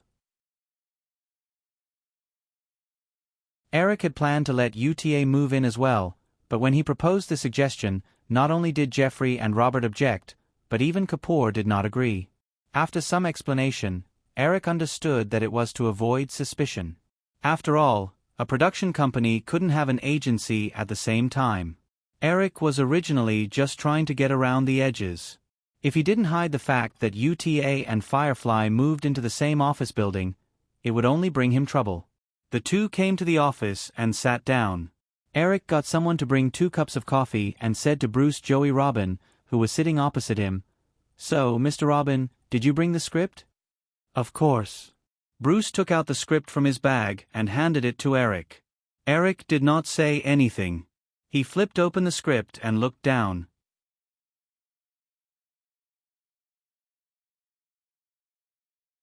Chapter 259. After reading the script, Eric found that there were many differences in details between this script and the film in his memory, but the main storyline remained the same. Therefore, he could easily modify these details when he filmed in the future. Most importantly, Eric didn't find the song "Unrestrained Melody" in the script. In his previous life, Ghost had become a classic largely because of the popular song "Unrestrained Melody." It could be said that the song was a sublimation of the whole story. If the interlude had been replaced with any other song, Ghost wouldn't have been as classic as it was in his previous life. Because of the butterfly effect, Eric was 100% sure that if he hadn't directed the script himself, Unrestrained Melody wouldn't have appeared again. Without this song, plus the various differences in other aspects, it would be a miracle if this script could achieve half of the success of his previous life. "Mr. Robin, I've finished reading the script. Although there are many things that need to be modified, overall, it's not bad. How much do you plan to sell this script for?" Eric closed the script and raised his head to ask. A trace of slyness flashed through Bruce's eyes behind his glasses. He didn't answer Eric's question, but asked, "Mr. Williams, what do you think needs to be modified?" Eric stared at Bruce and shook his head. "This depends on the specific situation of the shooting." Bruce didn't continue to ask after hearing Eric's words. He even felt that Eric had just said this to lower the price. He was confident that the script, which he had carefully modified many times, wouldn't be perfect, but it wouldn't need to be modified as much as Eric said. "Actually, it's like this, Mr. Williams." Bruce said, "At the party last night, I recommended my script to some people again. Many people were very interested in it. Mr. Charles Jaffe from Paramount also promised that if I sold the script to Paramount, not only would he personally be the producer and fully support the shooting of the movie, but he would also let me be the co-producer and enjoy a share of the profits." Eric sneered in his heart and asked calmly, "Mr. Robin, how much profit is Paramount going to give you?" Bruce hesitated for a moment. He wanted to stretch out a few more fingers, but in the end, he didn't dare to lie. He told the truth. In addition to the $300,000 remuneration for the script, Mr. Jaffe also promised me a 1% share of the North American profits. "In that case, how much box office earnings do you think this script will bring in?" Bruce revealed a proud smile and said, "Mr. Williams, since you have high hopes for this script, then I believe that the box office will reach at least $100 million, maybe even more." Eric said, "Look, even if you give it to another director, the box office sales will still reach $100 million. Based on the cost of the production, which is $20 million, and the publicity cost is $10 million. In the end, you will only get a share of $250,000, which is less than your basic remuneration." "Of course I know that." Bruce shrugged. "That's why I'm here today. Mr. Williams, how much are you going to ask for this script?" $500,000, Eric said. Of course, He wouldn't ask for too much at once. Otherwise, he wouldn't be able to bargain. Bruce Joey Robin had a look of disbelief. He raised his voice and said, "Mr. Williams, is a script that can bring in more than $100 million worth of box office only worth $500,000? Mr. Robin, don't be so naive as to always say something like $100 million, okay? Before a movie is released, no one knows how much box office earnings it will bring in. So, tell me how much you want." Bruce stretched out 3 fingers and gestured at Eric. "$3 million, and I've made 2 scripts into movies before, so I know what Hollywood's so-called profit share is. I don't want a share of the profits. I want a 1% share of the North American box office." Even though Eric was mentally prepared, he still didn't expect Bruce to ask for such an exorbitant price. Even he himself had never received such a remuneration. Back then, the lowest price for the script of Back to 17 was $200,000, without any share of the profits. After that, Home Alone, and other movies. Although he was the investor, in order to avoid future wrangling and problems related to tax filing, his remuneration as a screenwriter and director were clearly stated in the contract. For example, for the recently released Island Horror, as the screenwriter, because the investment for Island Horror was only $5 million, he didn't receive the basic remuneration. Instead, he enjoyed a 3% share of the North American profits. According to the box office trend of Island Horror, this money was probably only about $1 million. Eric leaned back in the leather chair and shook his head with a smile. "Mr. Robin, the price you asked for is simply ridiculous. No screenwriter in Hollywood has ever received such treatment." No, there's one right in front of me." Bruce complimented Eric a little, then said, "Mr. Williams, compared to the profits this movie can bring, the price I asked for is not excessive at all, is it? Perhaps just the male lead of a movie can get much more than me." "You're wrong, Mr. Robin, I can't get that much. My income exposed in the newspaper is the final result after adding up my several identities as an investor, director, and screenwriter. If I were just a screenwriter, I wouldn't even get 1% of those figures. Mr. Williams, please give me a more sincere price." Bruce said, "You know, this script is like my child, so I hope there can be an excellent director to make it into a movie." Eric felt a wave of disdain in his heart. He hated those who always said that XXX was like their own child. Although some of them were sincere, most of them were just putting on an act. After hearing Bruce's exorbitant demand, Eric knew that the middle-aged man in front of him must be the latter. Otherwise, he should be talking to him about the content of the script, not how much money he wanted. "It's definitely impossible for a basic remuneration of $3 million and a share of the box office," Eric said. "You just said that Paramount is going to give you $300,000 for the script and a 1% share of the profits, so that's the price I can offer. Mr. Robin, I promise that my 1% is definitely more than Paramount's 1%. Bruce Joey Robin immediately shook his head. "Mr. Williams, you're too insincere." Eric wanted to show his sincerity. He was not a stingy person. However, with the greed of the middle-aged man in front of him, Eric knew that once he asked for too high a price, the other party would probably go to other film companies to ask for more sincerity in the blink of an eye. "Mr. Robin, I'm already very sincere.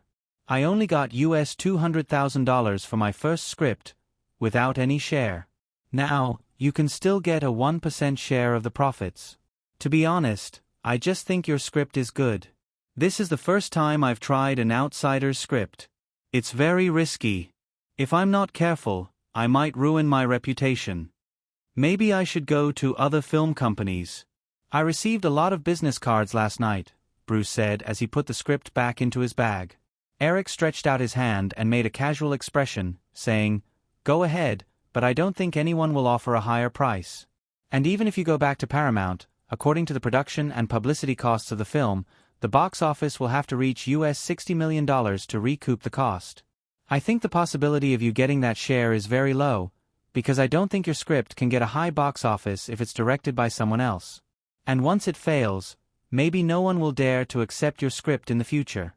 Hearing Eric's words, Bruce Joey Robin hesitated for a moment, then got up and said goodbye to Eric. Eric turned his attention back to his work and didn't think about the matter again after he saw the other party leave.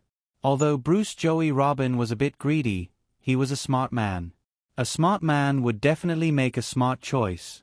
Bruce Joey Robin might not have realized the meaning of his last words, but he would soon understand. Since the script failed, no one would dare to accept his future scripts.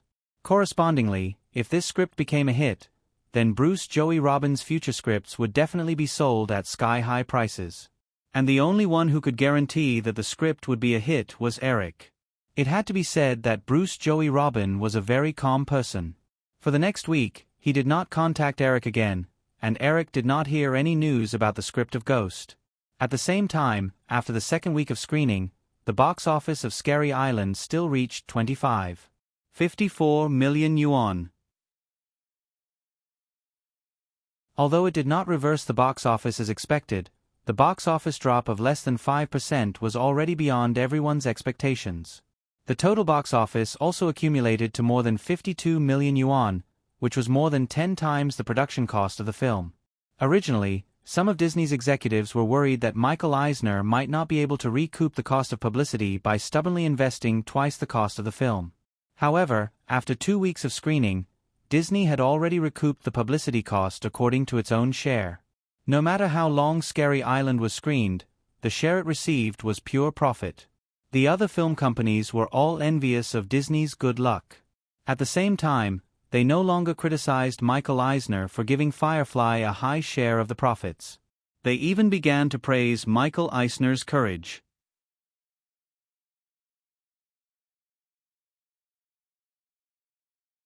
Chapter 260. In the third week of November, with the arrival of Thanksgiving, a large number of Thanksgiving movies were released. Among them, the most anticipated was, of course, Home Alone 2, followed by Warner's Lethal Weapon 2, and Universal's Back to the Future 2. In addition to the most anticipated movies, there were also 7 or 8 movies that were scheduled to be released on November 17th. Of course, a movie that had a very weak presence was also quietly sandwiched among the other 7 or 8 movies. That was Steel Magnolias. Except for Eric, who was very confident in this movie, almost everyone regarded Steel Magnolias as a side project. Compared to Disney's emphasis on island horror, Steel Magnolias was no different from an adopted movie. In the third week of island horror, the number of screens had increased to 2,000, while Steel Magnolias only had 1,000 theaters. This was because Julia had acted in it. If Julia had acted in Steel Magnolias, according to the rules of the original Spacetime, it would have been good if the movie could get 500 screens. Because of this collective pessimism, Julia called Eric and scolded him. Her tone was full of complaints. Eric could only comfort the girl with kind words and various promises. Because The Kid 2 was shot in New York, Fox also held a premiere in a large theater on 42nd Avenue in Manhattan. After Eric negotiated with Fox, Fox readily agreed to broadcast the premiere of The Kid 2 Lost in New York. Compared to The Island, the premiere of The Kid 2 Lost in New York was more lively. After all, the first movie of this movie achieved a $300 million box office miracle in North America. There were only 2 movies in North American history that had achieved more than $300 million at the box office. Fox laid out a 50-meter-long red carpet outside the premiere theater and invited dozens of Hollywood stars to attend the premiere. Eric, I'm a little nervous. When the luxurious limousine drove to the entrance of the red carpet, Jennifer Aniston still held onto Eric's arm and stuttered. Eric could only pat the little girl to comfort her and said, "Okay, Jenny, relax. You're a big star now. In the future, you'll have to wait for the more grand Oscar red carpet. How can you be so timid for such a small scene? You make it sound so easy." Jennifer Aniston pinched Eric's arm and said, "Also, Eric, I'm cold." I can't help it. Your dress is already very conservative. You can take a look later. There are plenty of bare shoulders, bare backs, and bare thighs. I don't want to be like those women." When Jennifer Aniston heard Eric's words, she immediately pouted in dissatisfaction. Of course, I'm here. Even if my baby doesn't take off her clothes, she's still more famous than those female stars. I don't want to rely on you, The girl stuttered and didn't say anything. In the end, she could only pinch Eric's arm fiercely. It's all your fault. You insisted on giving me the role of Rachel. Don't think I didn't hear it. Once, Dad said that you planned to shoot 10 seasons of this TV series. In that case, I guess I can only be Rachel Green in the hearts of the audience forever. How many female stars begged for it? Eric criticized in his heart, but he didn't hesitate to say, "Baby, as long as you don't want to shoot anymore, I'll immediately cut Friends." Jennifer Aniston glared at Eric. Am I such an insensible person? No, my baby is the most considerate. Hey, the red carpet is here, let's get ready to get off. Humph. The girl snorted, but quickly took out a small mirror from her bag and checked her makeup again. Eric just got off the car and walked to the premiere red carpet with Jennifer Aniston. The fans on both sides of the road made a deafening shout. Eric, I love you. A group of beautiful girls held a poster of Back to 17 and shouted loudly. Rachel, can you give me an autograph? Obviously, the girl also had a lot of fans. Eric looked at the tight security on both sides and pushed Jennifer Aniston next to him, and whispered, "Go and sign a few autographs for your fans." Jennifer Aniston experienced such a scene for the first time. Even though the temperature in New York had dropped below 10 degrees, Jennifer Aniston, who was wearing a thin dress, didn't feel cold. Instead, her cheeks were slightly hot because of excitement. This is the feeling of being famous. No wonder so many people like it.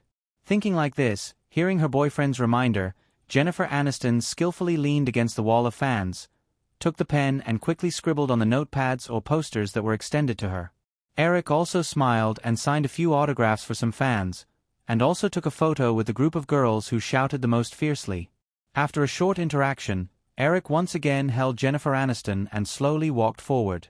When they came to the reporter's interview area, Eric intimately held Jennifer Aniston and took a few photos together.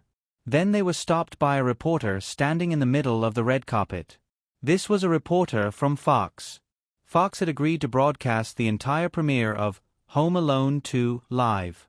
Of course, they wanted to maximize their profits, so they imitated the Oscars red carpet segment and arranged for a reporter to interview on the red carpet of the premiere. Under the jealous looks of the reporters who could only shout in vain, Fox's female reporter named Laura Pena invited Eric and Jennifer Aniston to the side alone. "Hi, Mr. Williams, Miss Jennifer Aniston. Say hello to the audience." "Hello, everyone." Eric and Jennifer Aniston smiled and waved at the camera. "Speaking of which, Mr. Williams, this is your first public appearance with Miss Jennifer Aniston?" Under the girl's slightly resentful gaze, Eric confidently said, "Of course it's not the first time.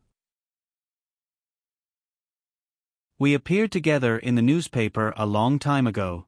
That was at the beginning of the year. That time when I came to New York, I was accidentally photographed. I still have that photo. Oh, I also know that time. You and Miss Jennifer Aniston are simply a match made in heaven," Laura Pena said with a smile. As for the rumors of Eric being a playboy, if Laura Pena didn't want to lose her job, she certainly wouldn't be stupid enough to mention this topic in this kind of situation. After all, Eric was still her boss. "Thank you for saying so," Eric said with a smile. After chatting for a while, Laura Pena changed the topic to Home Alone 2. She didn't directly ask Eric, but instead put the microphone in front of Jennifer Aniston. "Miss Jennifer Aniston, how much box office do you think Home Alone 2 will get?" "Of course, the more the better." The girl skillfully gave a jack-of-all-trades answer. "Can you give me a specific number?" Laura Pena asked.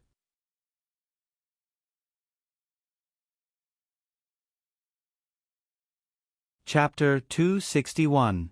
Hearing Laura Pena's question, Jennifer Aniston glanced at Eric from the corner of her eyes.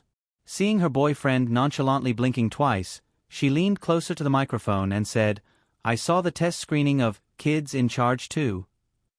This movie is even better than the first one. Young Stu's performance is still outstanding, Matthew is still so unlucky, and the other actors' performances are also very outstanding. Thus, I feel that this movie should be able to reach $200 million at the box office. Wow, $200 million. A shocking number. I hope Miss Jennifer Aniston's words can bring good luck to this movie.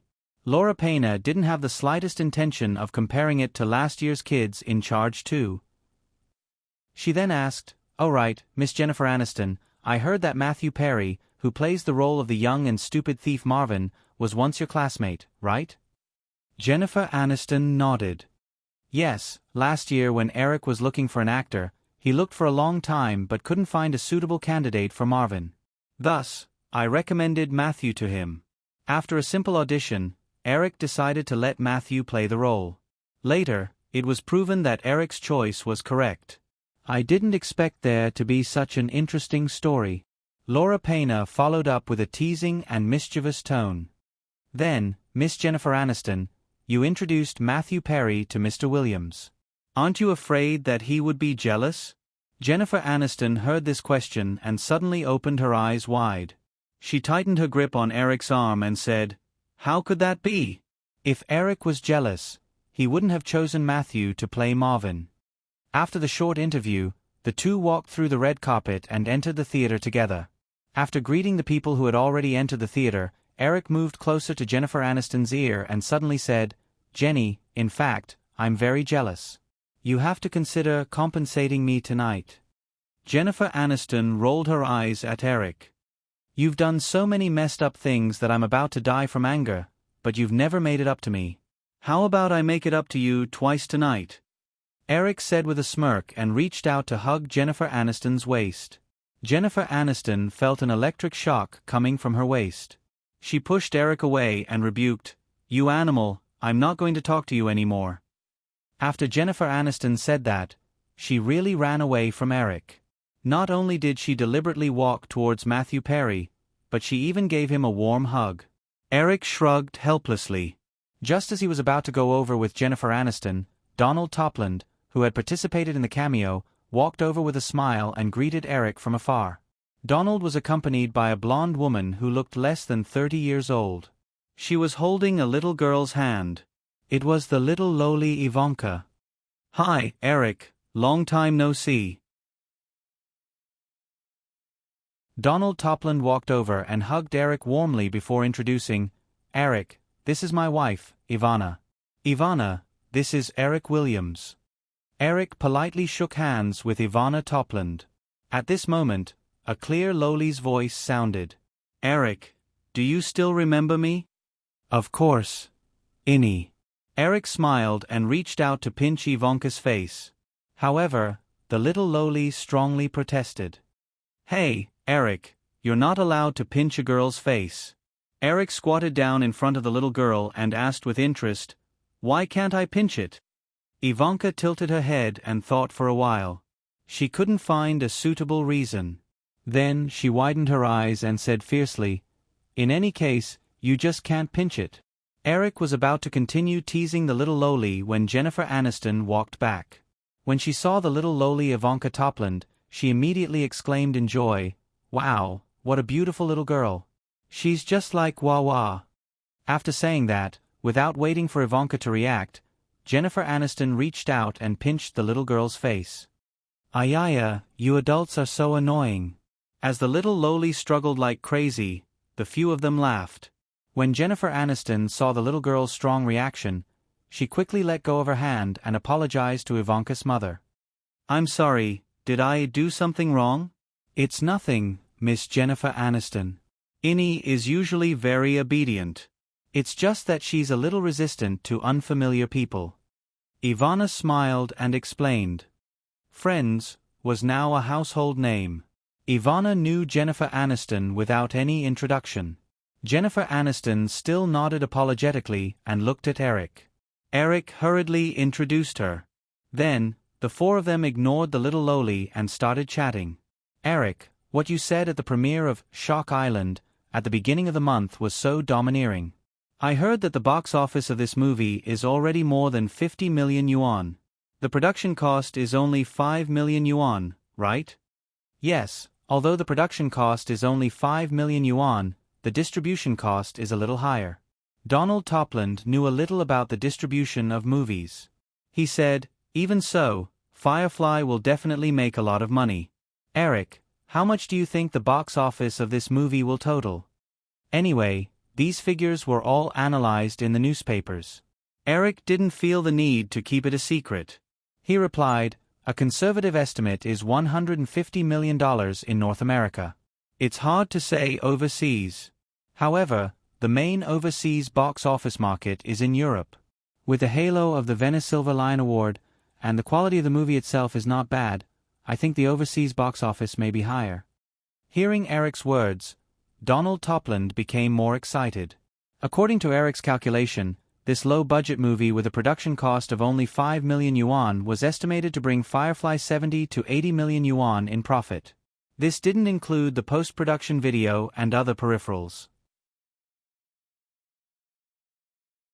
The upcoming release of Home Alone 2 would definitely bring in more profits.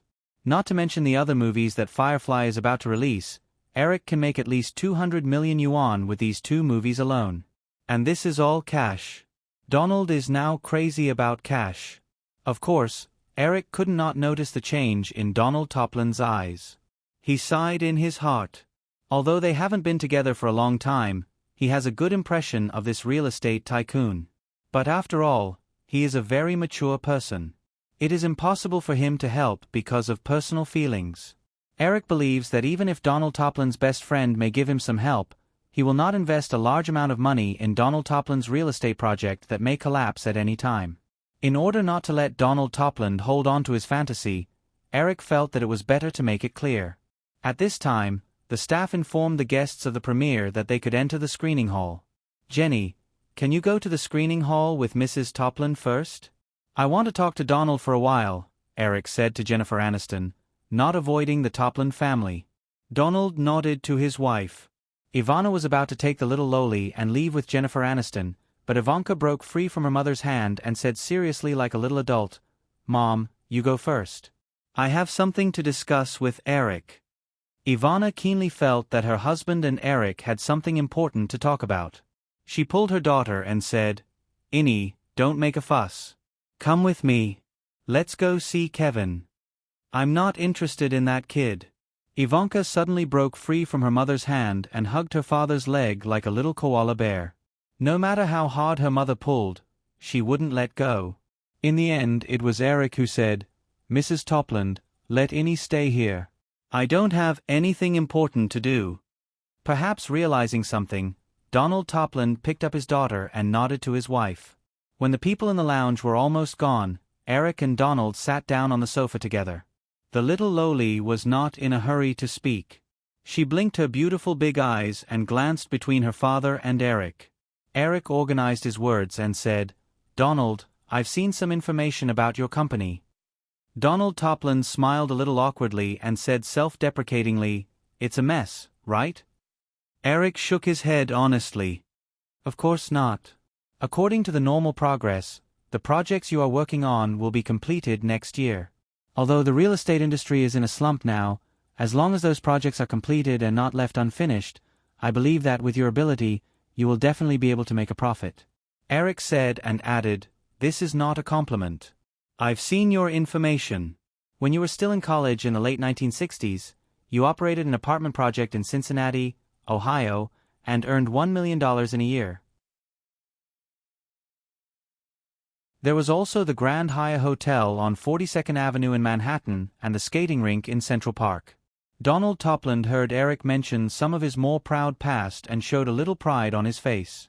But soon he thought of his current situation and couldn't help but sigh. Eric continued without waiting for Donald Topland to speak. "But, Donald, just as you need money to develop your business, I also need a lot of money to expand my film company. And, even if I have extra money, it's useless compared to the needs of your real estate projects."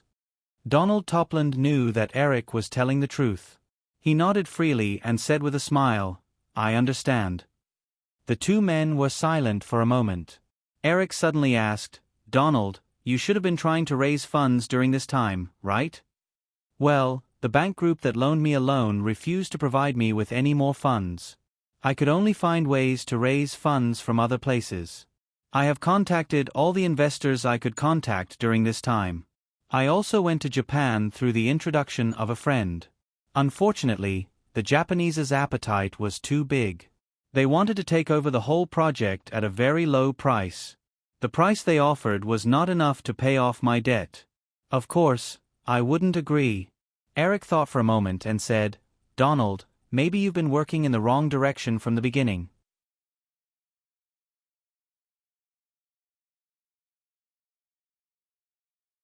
Chapter 262. When Donald heard Eric's words, an idea flashed through his mind, but he couldn't grasp it. He quickly asked, Eric, what are you referring to? Eric said, I'm saying that the direction of your financing should be wrong. Based on the information I've collected, in addition to other investors, the amount of money loaned to you by the bank alone is more than $1 billion. If your project stops working, the bank will suffer the most losses.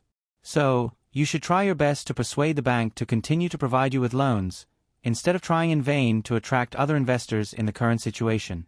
When Donald Topland heard Eric's words, he was so excited that he almost jumped up. At the same time, he wanted to slap himself hard. In fact, it wasn't that he hadn't thought about it before. Otherwise, he wouldn't have tried his best to persuade the bank to allow him to postpone the annual high interest payment. However, after the bank agreed to postpone the interest payment, Donald felt satisfied. Coupled with the repeated rejections from the bank, Donald changed the direction of his financing. Because of this wrong step, he had now wasted several months. Eric, I really don't know how to thank you. Donald Topland gratefully patted Eric's shoulder twice. He casually stuffed the little lowly who was sitting on his lap into Eric's arms. This is for you. Eric blankly caught the little lowly who was stunned by her father's sudden action. He thought that this was too precious. He had to coax and raise her. But Donald Topland immediately said, Eric, I'm sorry. I have to go back to the company immediately to gather people to discuss this matter. I've wasted 4 months. God, 4 whole months. I can't waste any more time. So, can you help me bring Ivanka to her mother? Eric quickly nodded. Seeing Eric nod, Donald turned and left without looking back. A moment later, only Eric and the little lowly in his arms were left in the empty hall. Looking at the door that stopped shaking, Eric finally moved his eyes back and pinched Ivanka's face. He joked, Did you hear that, Innie? Your father gave you to me. Come back to Los Angeles with me. Eric's action of pinching her face immediately woke the little lowly up. She clenched her small fists and punched Eric a few times. She angrily said, Ah, how despicable. I already said you're not allowed to pinch my face. After the little lowly finished speaking, she struggled out of Eric's embrace and sat to the side.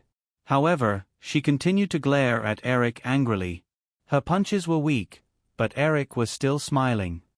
All right, Innie, let's go and find your mother. Ivanka subconsciously wanted to nod, but immediately thought of something, and said, Well, Eric, I still have something to discuss with you. Eric's interest was piqued and he asked, Tell me about it. I've recently started learning acting. I even joined the school's drama club. They all say that I'm improving very quickly. As if she thought of something she was proud of, the little lowly's face flushed red. She continued, Eric, Dad always says that you're a very good director. How about letting me act in your movie? Oh, that's not easy. Eric dragged his voice and said, Many people are fighting to act in my movie. You won't even let me pinch your face. Why should I agree? Of course, the little lowly couldn't tell that Eric was joking. She widened her eyes and glared at Eric for a few seconds. Seeing that Eric had no intention of relenting, she hesitated for a while. Then, as if she had made up her mind, she closed her eyes and moved her face closer to Eric. She said softly, Well, you're only allowed to pinch once. Don't use too much force. Eric looked at Ivanka's red face and felt a sense of guilt. He raised his hand and immediately put it down. He surrendered and said, All right, you don't have to pinch. I promise you. Hearing that she didn't have to endure torture, Ivanka didn't have any intention of being polite to Eric.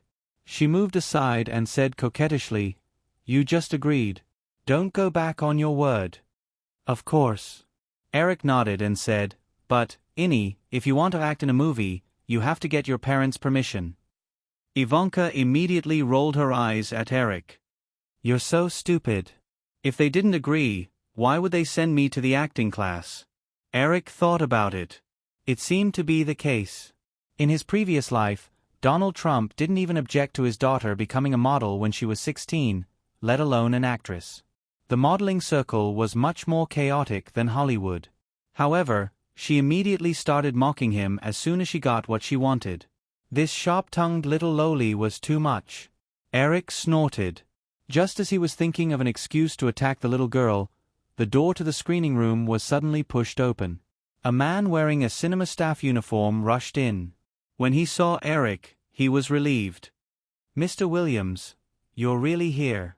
The premiere will start in 2 minutes. Everyone is waiting for you. Oh, I'll be right there, Eric said to the staff. He didn't have time to argue with the little loli. He stood up and said, Let's go, Innie. Let's go watch the movie. Ivanka nodded and jumped off the sofa. She obediently held Eric's hand and followed him to the screening room. The McAllister family was about to leave for Christmas again. This time, even though Kevin wasn't left behind, he accidentally boarded a flight to New York. At the same time, the two stupid thieves, Harry and Marvin, also escaped from prison and arrived in New York. The two stopped stealing houses and set their sights on the toy town, which seemed easier to rob. After Kevin checked in at the Plaza Hotel, he went out for a stroll and got lost. He once again met the two stupid thieves in Duncan's toy town. Thus, a story that made people laugh once again began. To be honest, even though the plot of Kids 2, Lost in Tokyo, was a lot richer, adding some side quests such as the strange pigeon keeper in the Central Park and the greedy waiter in the Plaza Hotel, there wasn't much innovation in the plot. But it wasn't like this sequel didn't have any changes. Compared to the first movie, which was completely aimed at children, this sequel added some adult elements.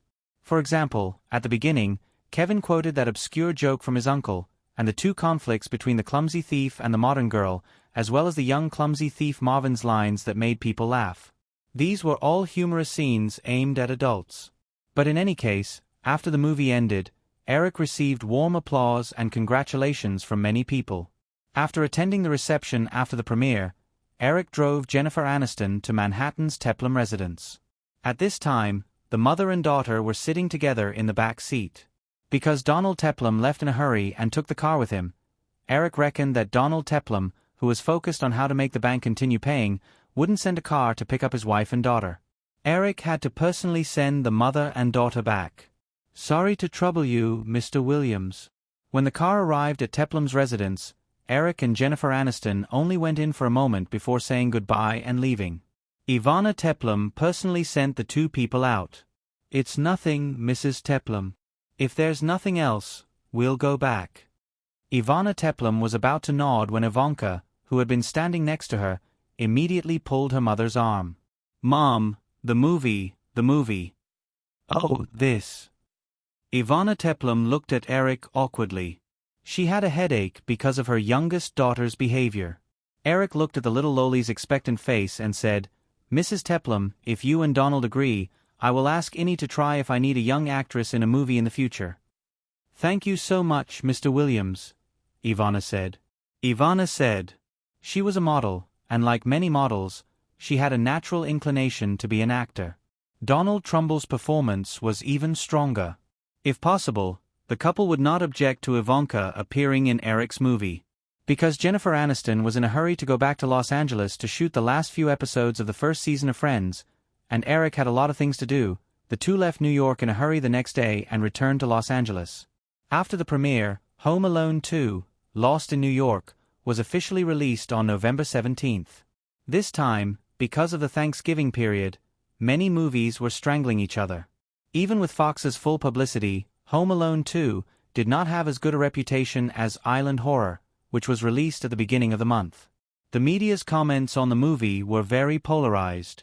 There were many who applauded the sequel, but there were also many who criticized it for being useless. The New York Post wrote about The Kid in Charge 2. Too many sequels suffer from déjà vu criticism. It's only because the fans love it so much and have such high expectations that it becomes even more. Cough cough.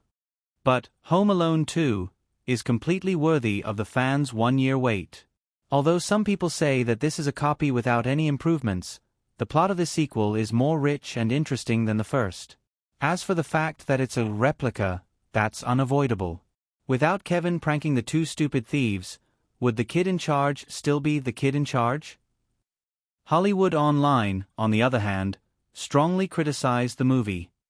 The Kid in Charge 2 Foot is a sequel movie made by Williams that has no sincerity at all. The plot is repetitive, and the plot is inexplicable and illogical. What's even more unbearable is that this movie aimed at children aged 6 to 12 is full of jokes that people can't bear to look at. I think this is definitely a mistake by the Film Rating Committee. The Kid in Charge 2 should at least be rated PG-13, not PG.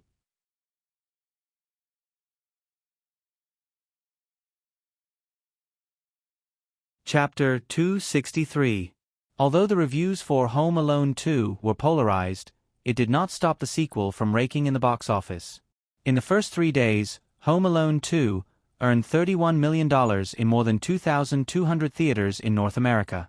After the first week of release, the movie's total box office reached more than $46 million, far surpassing the first film's first week of more than $27 million.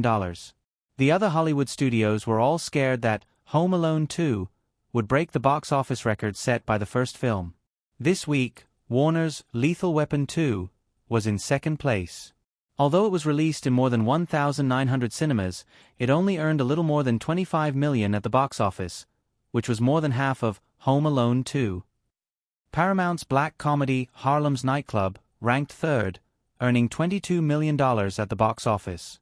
Although Home Alone 2 earned $46 million at the box office, it wasn't too surprising. The most surprising movie in the first week of Thanksgiving was Steel Magnolias, which had been ignored by many. It was an exaggeration to say that it was ignored. After all, it was Julia's first movie after the success of Pretty Woman, so it still received a lot of attention. However, compared to the vigorous promotion of Kids in Charge 2, Lethal Weapon 2, and Back to the Future 2, the publicity for Julia's drama about the ordinary lives of several women in a southern town was much weaker.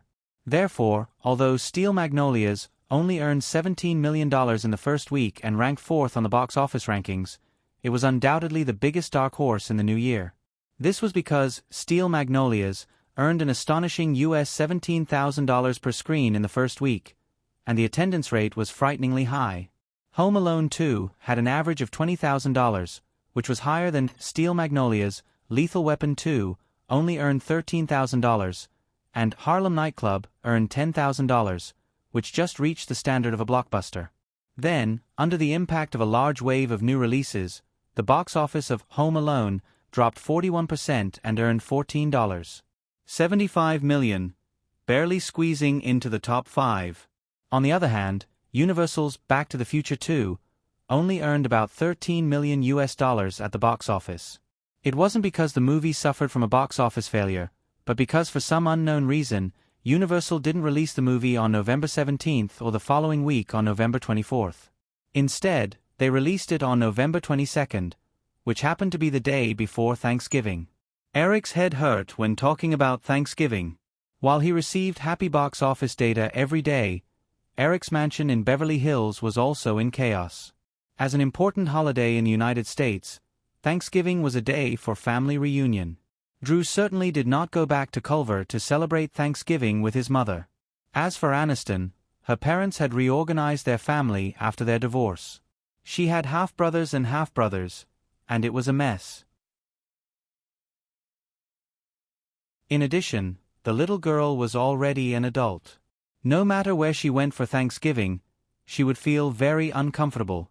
Intentionally or unintentionally, she complained to Eric. Eric invited the girl to his house for Thanksgiving. He thought Jennifer Aniston would not agree, but she agreed this time. Therefore Eric, who was sitting in front of the computer in the study, had no mood to work at all. He felt very self-inflicted. If one of the two girls was like water and the other was like fire, then it would be fine. They could even neutralize each other. However, the two treasures were both of the fire attribute. The only thing that comforted Eric was that the two girls stopped fighting. After staring at the document for half an hour, Eric turned off the computer in boredom and walked out of the study. From afar, he heard a sound coming from downstairs. "Hey, big fat girl, how many times have I told you, this pillow is for my personal use? You are not allowed to touch it. You little bitch, if you call me fat girl again, I will touch it." After a short pause, Jennifer Aniston's horrified and disgusted voice immediately came, "Wow, that's so disgusting. You are actually touching your own saliva on the pillow. Why are you leaning on it? Go away, stay away from me. Aya, don't change the channel. Give me back the remote control. I am learning how to make pumpkin pie. Who dares to eat what you make? The salmon omelette you made yesterday was disgusting. Why did you eat so much? Don't think I didn't see it.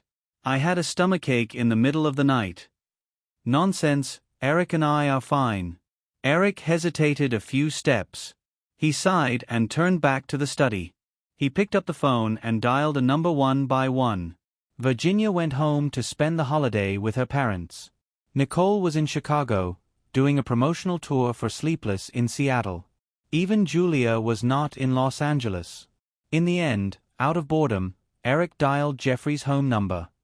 "Hello, this is Hanson's house." After the call was connected, Eric was stunned because it was not Jeffrey's voice, but a young man's. Immediately, Eric thought that the other party might be Jeffrey's son, Chris Hansen. "I am Eric Williams, and you are?" Although he was 80% sure in his heart, Eric still asked. There was a pause on the other end of the phone, and then he said, "I am Chris Hansen." "Mr. Williams, are you looking for my father? I will call him now." Eric didn't know the other party, so he didn't say anything. After a while, Jeffrey's voice came from the other end of the phone.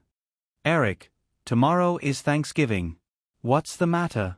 "Let me say this first, Chris rarely comes back, and he even brought his girlfriend home, so I won't care no matter how big the matter is. If there's anything in the company, you can go to Robert."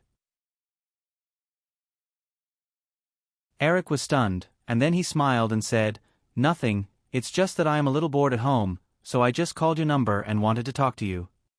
Jeffrey asked curiously, "Shouldn't Drew be at your house now? With that mischievous little girl around, will you still be bored?" "How should I put it? Jenny also came to my house. So, you understand." Jeffrey certainly knew what Eric was talking about. He and Eric had seen the two little girls scratching each other in the hospital bed. After a pause, Jeffrey laughed and said, "Ha ha ha, Eric, why did you put them together again?"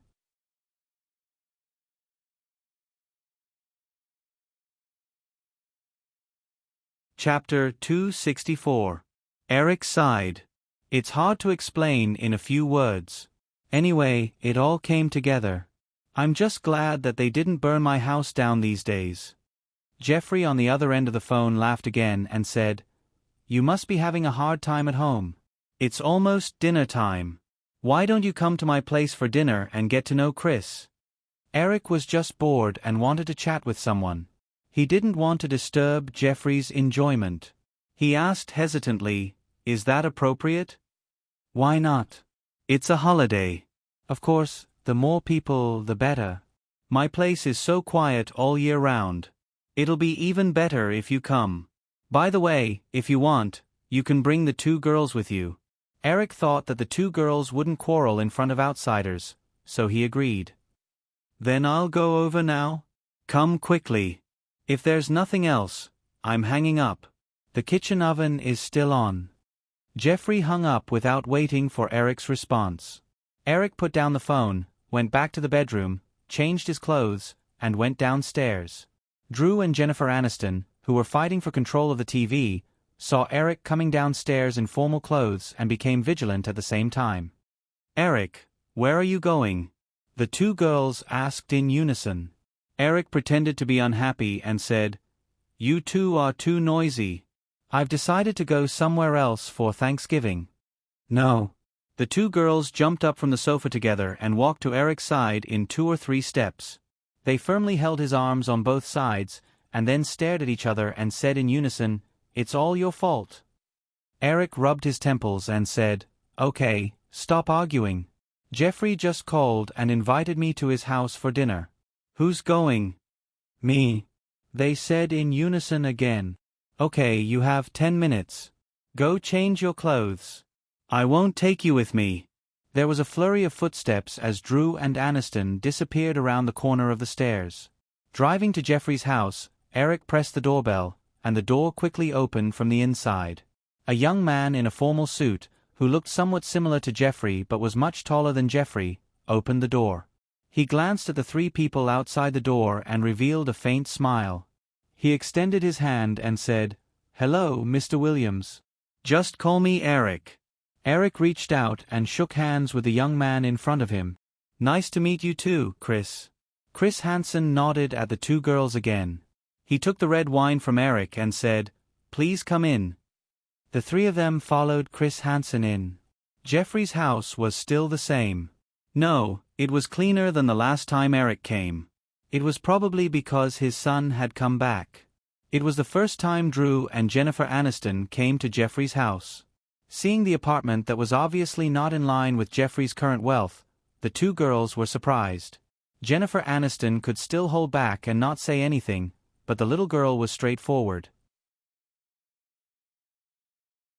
She said directly, "Jeffrey is already so rich, why is he still living here?" Eric turned around and glared at the little girl, warning her not to talk nonsense. Instead, Chris Hansen took the initiative to explain to Drew, "My father is a nostalgic person. He is reluctant to move out." "Oh." The little girl nodded gently, not daring to say anything.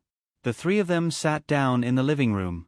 Jeffrey quickly came out of the kitchen with an apron around his waist. When he saw Eric and the other 2, he said, "Eric, you guys take a rest first. Dinner will be ready soon." "Do you need help?" Eric asked quickly. Jeffrey shook his head. No, Emily is enough to help me. You guys talk to Chris first." After saying that, Jeffrey went into the kitchen again.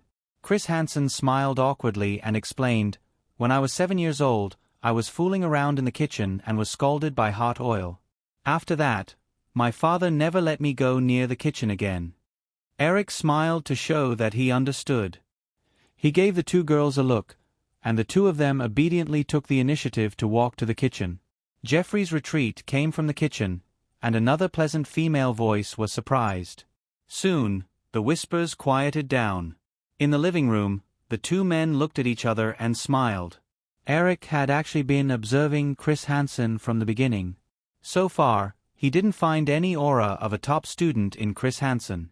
He didn't seem like a person who received a full scholarship for 4 years and worked at one of the 4 major investment banks, Morgan Stanley, as Jeffrey had occasionally said. Eric could only conclude that Chris was either a perfectionist or a bit inflexible from the meticulous details of his suit even in the room. Of course, the former was more likely.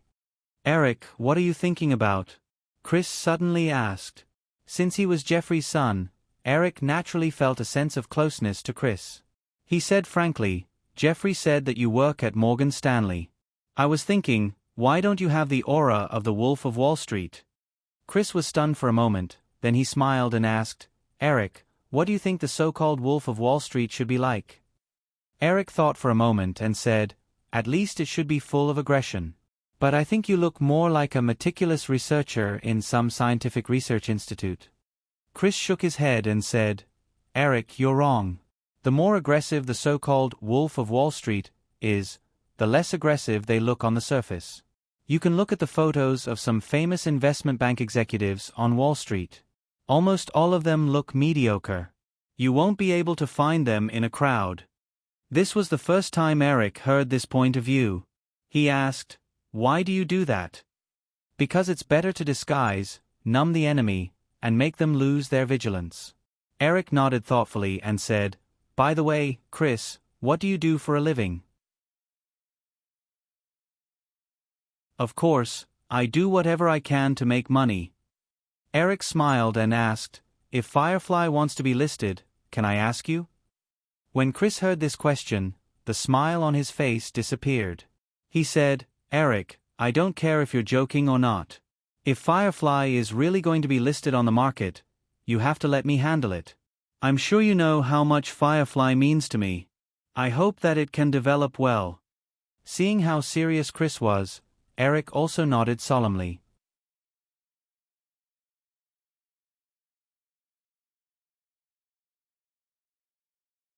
Chapter 265. Seeing that Eric nodded, Chris let out a sigh of relief and said, "But, Eric, if you can make sure that Firefly can develop as fast as it is now, then it's best not to go on the market if you don't have to. Many companies will try their best to be privatized after being listed for many years. Although being listed can get a lot of financing, it also means more responsibility and risk. Take Hollywood, for example. Almost all the major film companies have been maliciously acquired. The most recent one was in 1984, when Disney was maliciously attacked by Saul Stan. In the end, Disney spent $325 million to redeem 1% of Stan's shares. At that time, Disney's market value was less than $2 billion. The $300 million in cash hurt Disney so much that they had to give up the family-style management and hire Michael Eisner as the company's helmsman. Speaking of this, Chris smiled and said, "Of course, now it also proves that Disney made a very correct decision at that time. It can be considered a blessing in disguise. But not every company is so lucky. Firefly is developing so fast now. Once it's listed, it will attract more attention." Eric listened patiently and nodded from time to time. By the time Chris finished speaking, Eric had already made up his mind. He might as well never put Firefly on the market. "Chris, do you think it's okay if Firefly is never listed?" "Of course," Chris said without thinking. "Most companies are listed to get more development funds. In my opinion, Firefly is not short of money. Why should it be listed?" As the two were chatting, Jeffrey came out of the kitchen and asked them to prepare for dinner. Eric also met Chris's girlfriend in the restaurant. Her name was Emily Brighton. She was tall, had blonde hair and blue eyes, and was dressed fashionably. Eric learned from her introduction that she was the vice president of a clothing company called Brighton. Based on the woman's surname and the name of the clothing company, as well as her age, she couldn't have started the company from scratch. Needless to say, she must be the daughter of the owner of the clothing company. Emily Brighton was more talkative than Chris. When she saw Eric, she screamed like a movie fan and said that she liked Eric's movies very much. At the dinner table, not only did she introduce the details of how she met Chris, but she also kept encouraging Jennifer Aniston to be the spokesperson of her company. Jennifer Aniston didn't know how to reject Emily Brighton's enthusiasm. She could only look at Eric for help. Although Xiaonuo was still a TV actress, she had already become famous because of Friends. On the other hand, Emily Brighton's fashion company wasn't very famous. If Aniston went to endorse it, it would be beneath her status. Before Eric could speak, Chris noticed Aniston's embarrassment and took the initiative to help her out. "Amy, can you eat quietly? Your company is too small. I think it's enough for you to have a second-tier celebrity as your spokesperson." Emily was unhappy when she heard this. She rebuked, "It's all your fault. If you didn't mess up the listing, our company's 3 factories in Florida would have been built. Also, there's the $9 million order in Asia. How can you blame me? It's obviously your father who was too greedy and misreported the company's information. It's obviously you who found out." Emily looked like a hurt deer and rebuked, "All companies do this when they're listed. Why can't we do it?" Chris put down the knife and fork in his hand and raised his voice to refute. "Don't you know how much your father misreported? Fortunately, I found out about it. If the SEC found out, your company would be bankrupt by now." When Emily heard the faint anger in Chris's voice, she shrunk her neck in guilt and muttered softly, "My father changed it, but you still..." Mr. Hawkridge vetoed it. "Don't forget, you guys almost made him lose his job. It's good enough that he didn't pursue the matter."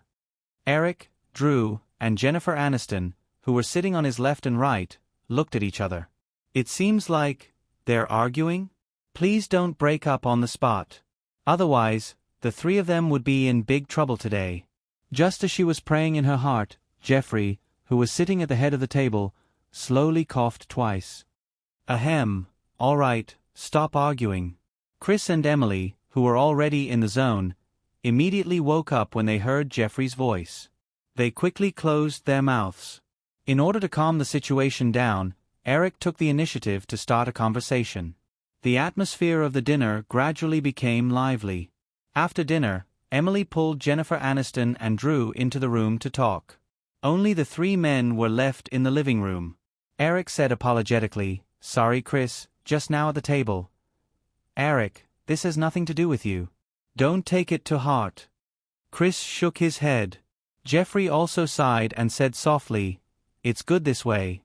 We can quarrel occasionally. Actually, when Selena was here, the two of us often quarreled." "Dad, can we not talk about those things anymore?" "Okay, I won't talk about it." Geoffrey knew that his son was doing this for his own good, so he nodded. As they chatted, Eric gradually changed the topic to something he was more interested in. "Chris, are you familiar with foreign exchange trading?" "I know a little, but I've never been involved in such projects. I'm currently working in the securities department." "Then do you know how to speculate in foreign exchange? For example, the yen." "Isn't the yen rising a lot now?" Chris shook his head. "The yen has doubled now. Even if you have the money, you won't be able to make much money." Eric was stunned. He regretted not paying more attention to the history of the Japanese economy in his previous life. After hearing what Chris said, he could only give up. However, another huge opportunity had yet to come. Eric said, "Then what about rubles? Do you know anything about rubles in the Soviet Union?" Chris advised, "Eric, I think it's better for you to focus on making movies. Not everyone can afford to play in the foreign exchange market. Take the yen for example. Although the yen has doubled over the past few years, the international hot money hasn't made as much profit in the foreign exchange market as you think. The federal government only used the yen to make Japanese goods lose their competitiveness in international trade. Japanese domestic capital and companies fled in large numbers, which eventually led to the Japanese economic bubble bursting and economic stagnation." "Well, I mean, haven't you realized that the Soviet Union is going to collapse soon?" Chris shrugged. "It's possible, but who knows when the Soviet Union will collapse? Even if the Soviet Union's economy collapses, this country has a mandatory foreign exchange ratio for rubles. That's why we can't interfere." "Well, have you ever thought about the possibility that the Soviet Union will collapse and capitalism will be restored? At that time, because of the economic turmoil, the rubles will definitely plummet. That will be a good opportunity, right?" Chris and Geoffrey looked at each other and then at Eric. After a while, Chris laughed. "Eric, if you tell the world about this idea, it will be welcomed by the whole world. If the Soviet Union really collapses, everyone will not have to worry about the threat of nuclear war. The Big Ivan, who blew up the Arctic Circle in the past, had scared the whole world." Eric was a little helpless. Although the upheavals in Eastern Europe had happened, and East and West Germany had been unified in August this year, there were still about 2 years before the collapse of the Soviet Union in his memory. Coupled with the half-century-long competition between the United States and the Soviet Union, although the Soviet Union had been repeatedly vilified, its strength was unquestionable. Few people would have thought that such a big country would collapse in just a few months. "Then let's assume," Eric continued, "if it's possible, the Soviet Union will collapse, and the rubles will depreciate greatly. At that time, if I take out $1 billion to invest in the rubles and use hundreds of times the leverage, can I increase this amount by dozens of times?" Geoffrey did not respond, but Chris looked at Eric as if he was an idiot. "Let's not talk about 1 billion. Even if you take out 10 billion, if you dare to use more than 100 times the leverage, you might lose it in a few minutes in the violent financial turmoil you mentioned." Eric was stunned. Okay, I don't know much about this." Chris knew that Eric did not even go to university and was just an ordinary high school graduate, so he patiently explained, "Let's take the 100 times leverage you mentioned. If you invest $1 billion, then you can expand this amount to 100 billion US dollars for foreign exchange transactions. But your 1 billion US dollars is only equivalent to 1% of 100 billion US dollars, which means that you can only withstand the rise and fall of the foreign exchange by 1%. Even if the overall trend of a currency is falling, because of the game between the buyer and the seller, there will be violent fluctuations in the process.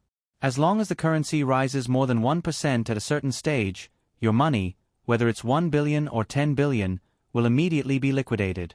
Under normal circumstances, the leverage used in the foreign exchange market is about 20 to 30 times. Occasionally, someone will take the risk and use 50 times the leverage. Okay. Eric smiled awkwardly and shrugged. Pretend I didn't say anything. Chris and Jeffrey laughed when they saw Eric's awkward expression. Chris added, the more violent the financial turmoil, the lower the leverage used to ensure the safety of the funds. If you really come across a good opportunity, you can take 1 billion US dollars and double it.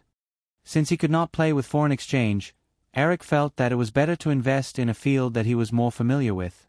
What he was most familiar with, other than movies, was the fastest developing IT industry in the next 20 years. The big software companies did not have a chance. The internet was not developed yet, and the various network companies did not have the opportunity. In terms of hardware, Eric had been thinking about Apple for a long time. Unfortunately, Boss Chow's future was uncertain, and Apple was not on the verge of bankruptcy. What else was there? After pondering for a while, a name flashed. Cisco. Cisco. Eric slapped his forehead and almost jumped in joy. In his previous life, Cisco was a giant with a market value of 500 billion US dollars.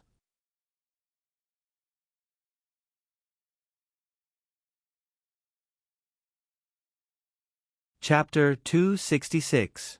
Chris, do you know about Cisco? Eric asked excitedly.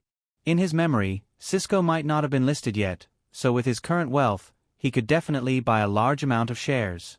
Eric didn't even ask for too much.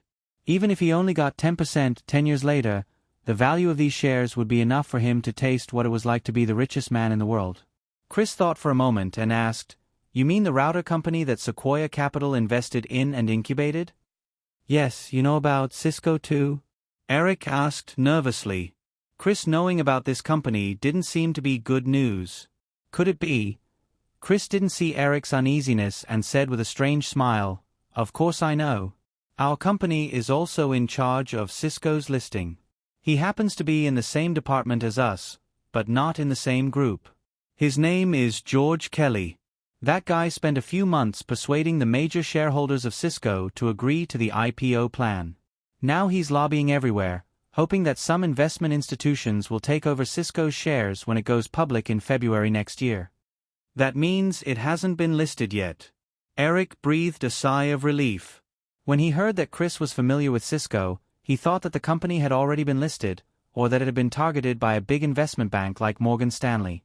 If that was the case, it wouldn't be easy for him to snatch food from the tiger's mouth. Chris, can you do me a favor? Eric thought for a moment, then looked at Chris seriously and said, help me buy Cisco's shares. Buy as many as you can. Chris was puzzled. Eric, now some investment institutions are hiding from George Kelly. Many people don't think this company will do well. Jeffrey, who had been listening quietly, said, Eric, if you want to invest, you can ask Chris to help you find some valuable companies. This Cisco you're talking about, I think it's better to forget about it. Eric shook his head firmly and continued to look at Chris. Chris, can you do me a favor? Chris seemed to be affected by Eric's gaze. He nodded subconsciously and then said, Eric, if you are interested in this company, I can help you ask George Kelly for more detailed information. You'd better read it before you decide. There's no need. I've already decided. Chris and Jeffrey looked at each other. Jeffrey whispered, Eric, did you drink a little too much? Listen, Jeffrey and Chris. I'm very sober now. I'm not drunk or drunk. Well, actually, I've seen some information about Cisco before, and I think this company might become a giant in the industry like Microsoft, Oracle, or Apple. So, Chris, can you give me some good advice? Chris looked at his father. He knew that Jeffrey was most familiar with Eric. Jeffrey thought about Eric's character in the past. It seemed that he had never successfully dissuaded Eric from doing something he had decided to do. So, Jeffrey nodded to his son.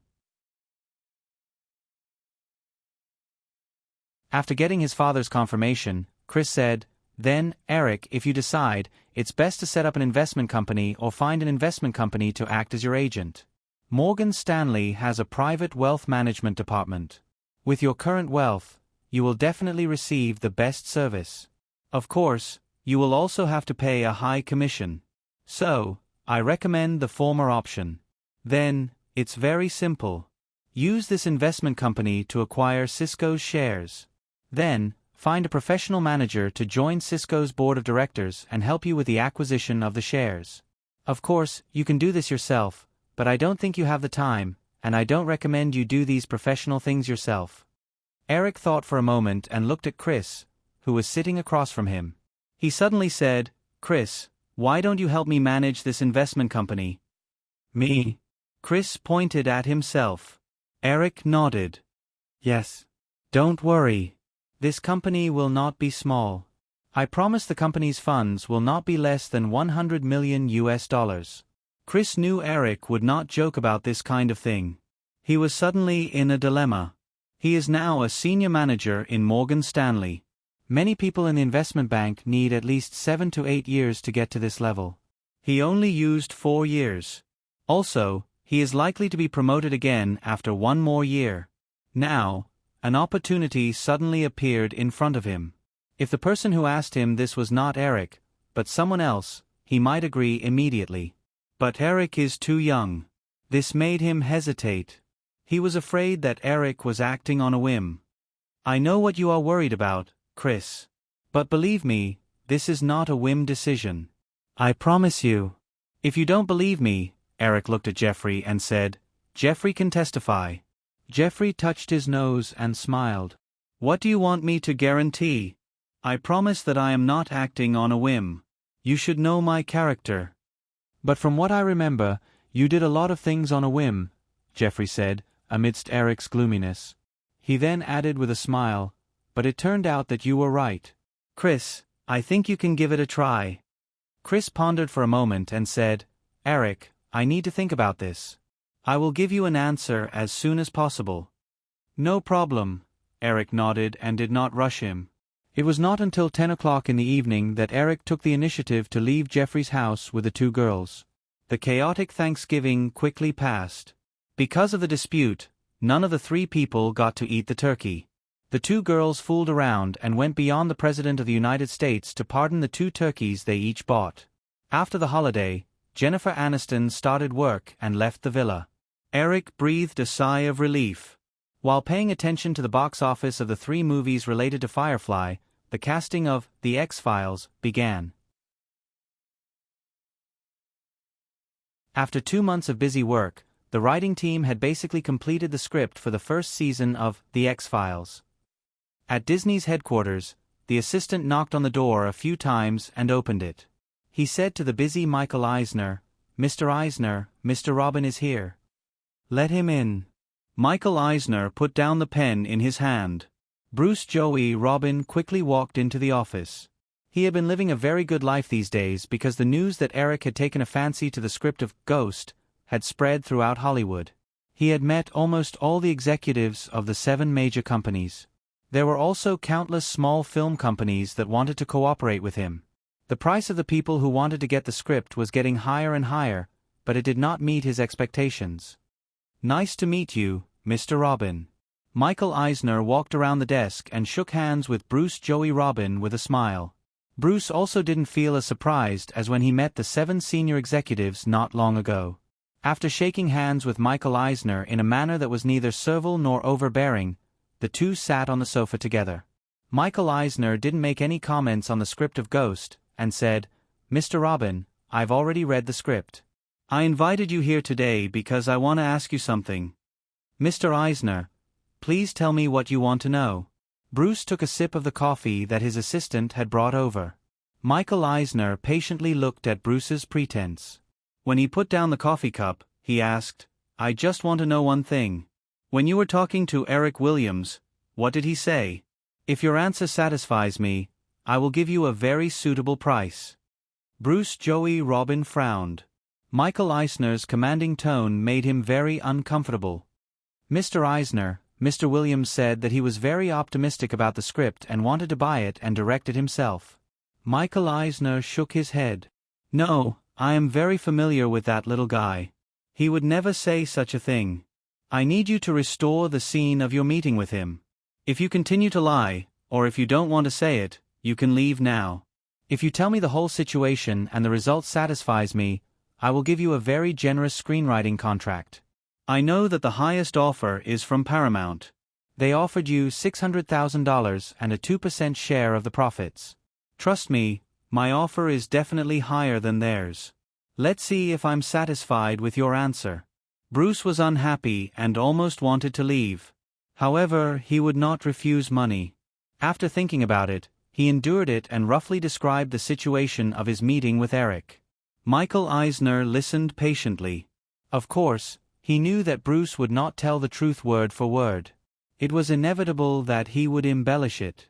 Therefore, he was also judging that Bruce's words were exaggerated. After Bruce finished, Michael Eisner leaned on the sofa and thought for 10 minutes.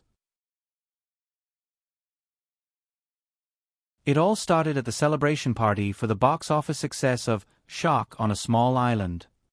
The party was held by Disney, and most of the people at the party were from Disney. Therefore, Michael Eisner had already learned the whole story from many people in detail. What he could determine at the moment was that Eric did not take the initiative to approach the group of people at the party. Instead, he happened to pass by and was surrounded by the group of guests. Only then did he hear about the script. At the time, they only exchanged a few words. There was a general manager of Disney's distribution department in the group. According to him, Eric did not act strangely at the time. Therefore, the possibility that Eric was very optimistic about the script when he heard a few people talking about it was ruled out.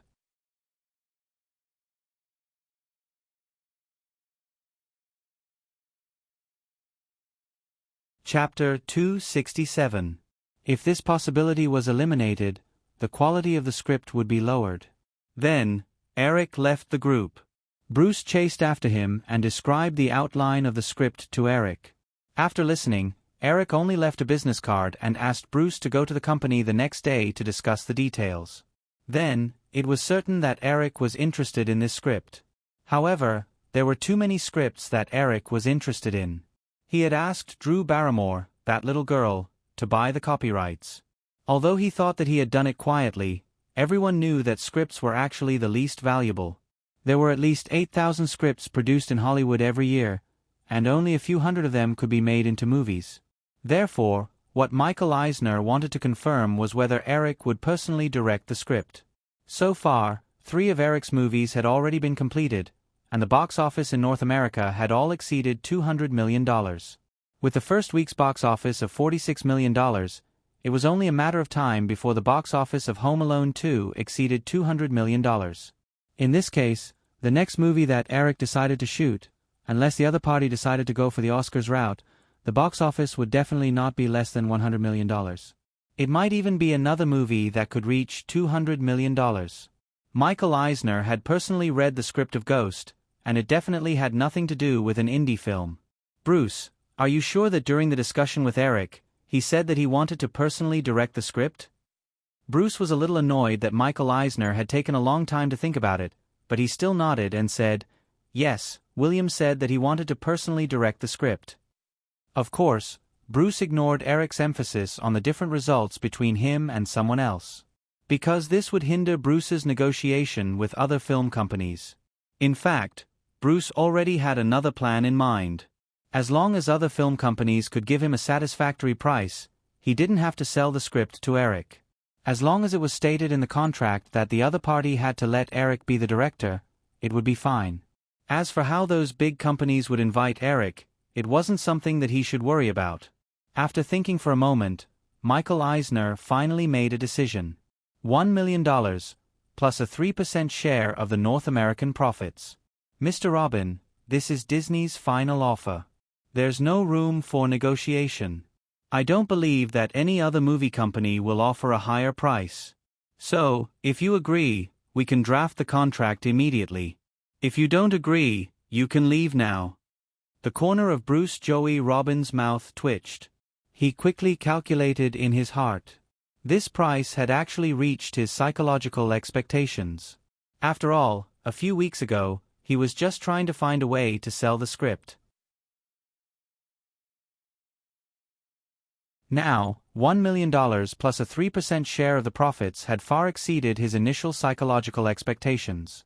As for the conditions of $3 million and a share of the box office in Eric's office, that was just for bargaining. Moreover, Michael Eisner sitting opposite him seemed to be tougher than he thought. He knew that the other party wasn't joking. His bargaining wouldn't yield much result. In this case, Bruce quickly made a decision. "Mr. Eisner, I can sell the script to Disney at the price you said, but I have a condition." "Please say it." Michael Eisner simply made a gesture of invitation. Bruce Joey Robin said, "I want Eric Williams to be the director of this movie." Michael Eisner's expression changed slightly. He knew that the effect of a movie made by different people would be very different. Therefore, he originally wanted to buy the script and co-produce the movie with Eric in the future. Otherwise, he wouldn't have offered such a high price to Bruce. "I can agree to this condition." Michael Eisner pretended to think and then nodded. "No, I haven't finished yet." Bruce showed a sly smile and said, "I'll sell the script to Disney at the price you just said. Disney has to pay me $1 million first, and then there's a 3-month deadline. If Disney can't confirm Eric as the director within 3 months, the contract will be void. As for the deposit of $1 million, I can only refund 50% to Disney at most." Michael Eisner's face darkened. "Don't you think this is too ridiculous?" Bruce shook his head. "Of course not. I'm taking a big risk. If you can't invite Eric Williams to be the director, then the contract will be void. Outsiders will definitely be able to guess our conditions. If I want Eric Williams to be the director of this movie, I won't get any benefits at all.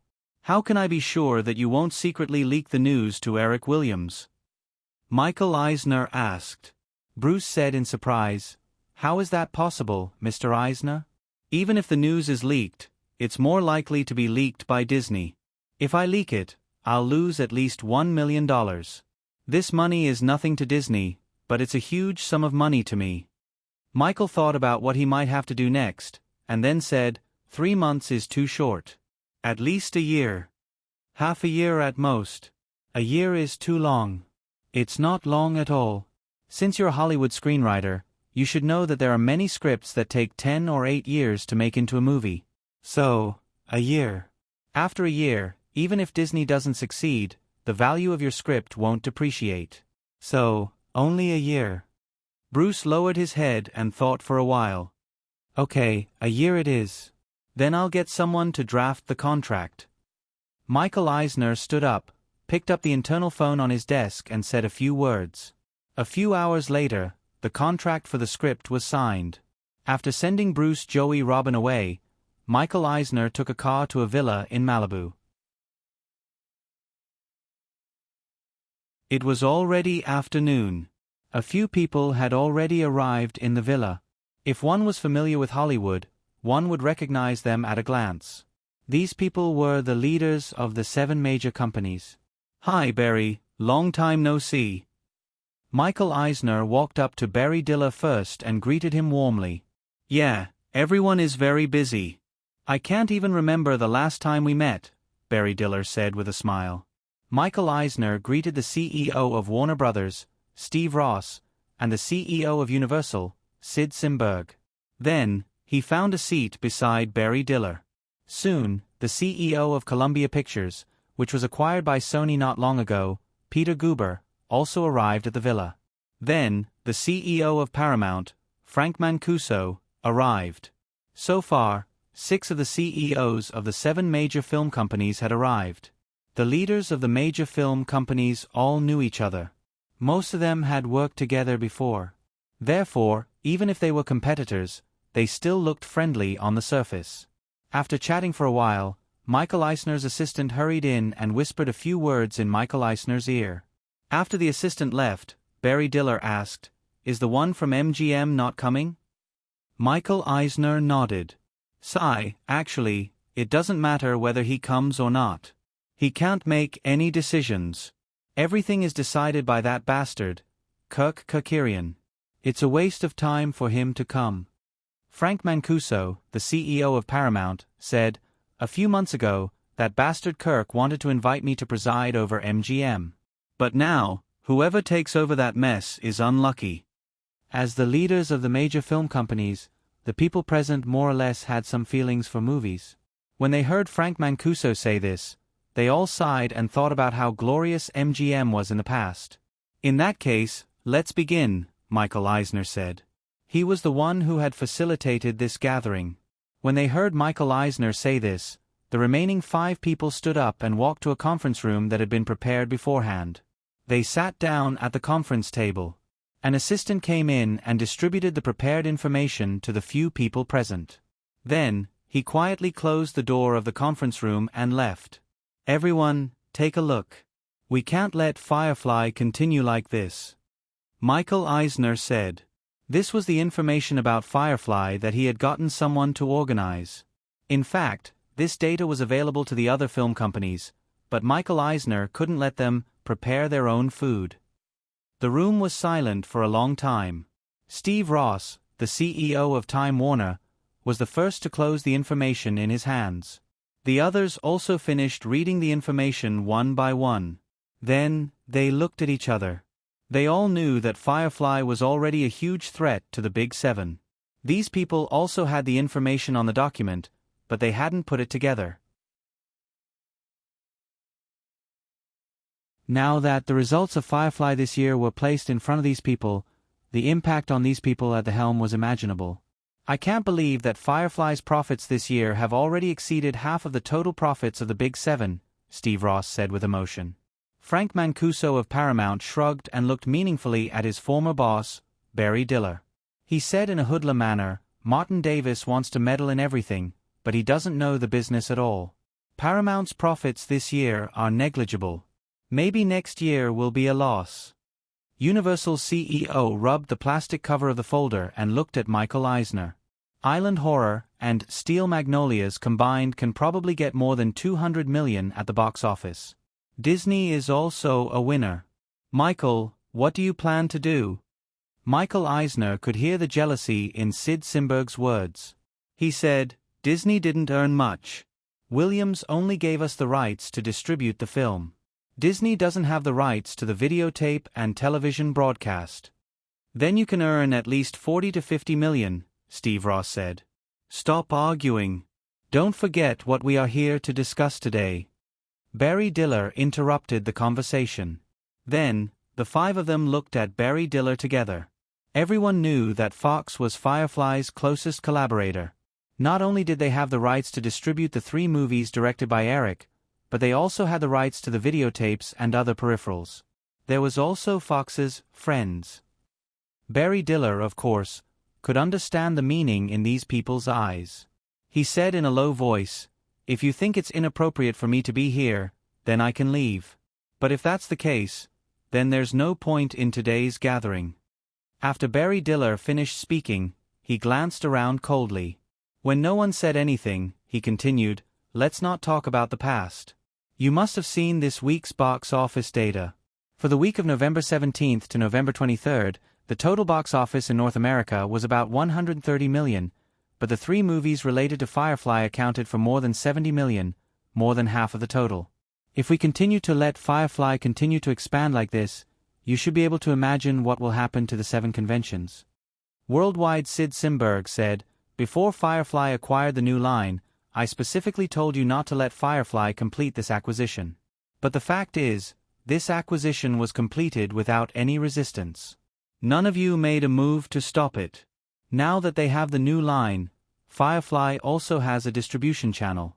Even if their overseas distribution is still extremely weak, as long as Firefly continues to earn huge profits in the country, it's only a matter of time before they expand their overseas distribution channels. So, what do you think we should do now?" Everyone was obviously silent for a short while. Barry Diller looked at Michael Eisner, who organized this gathering. Michael, since you're the one who organized this gathering, you must have some ideas in mind, right? Michael Eisner nodded. Now, it's not possible for us to stop Firefly's development. So, we can only try our best to get a stake in it. Since we can't destroy it, we'll try our best to control it. If only it were as easy as you say. I think everyone here has already discussed this with Firefly, right? Columbia's CEO, Peter Guber, who had been silent all this while, said. Of course. So, normal means definitely won't work. In that case, we can only use some extreme means. Michael Eisner said faintly, this requires us to join forces and work together to succeed. What about MGM? Frank Mancuso asked worriedly. Kirk Karen is not a fool. After we work together, MGM will definitely catch up. But you're tuning in to the Narrate and Escape YouTube channel. Don't forget to subscribe and join us on this journey to catch the most captivating stories.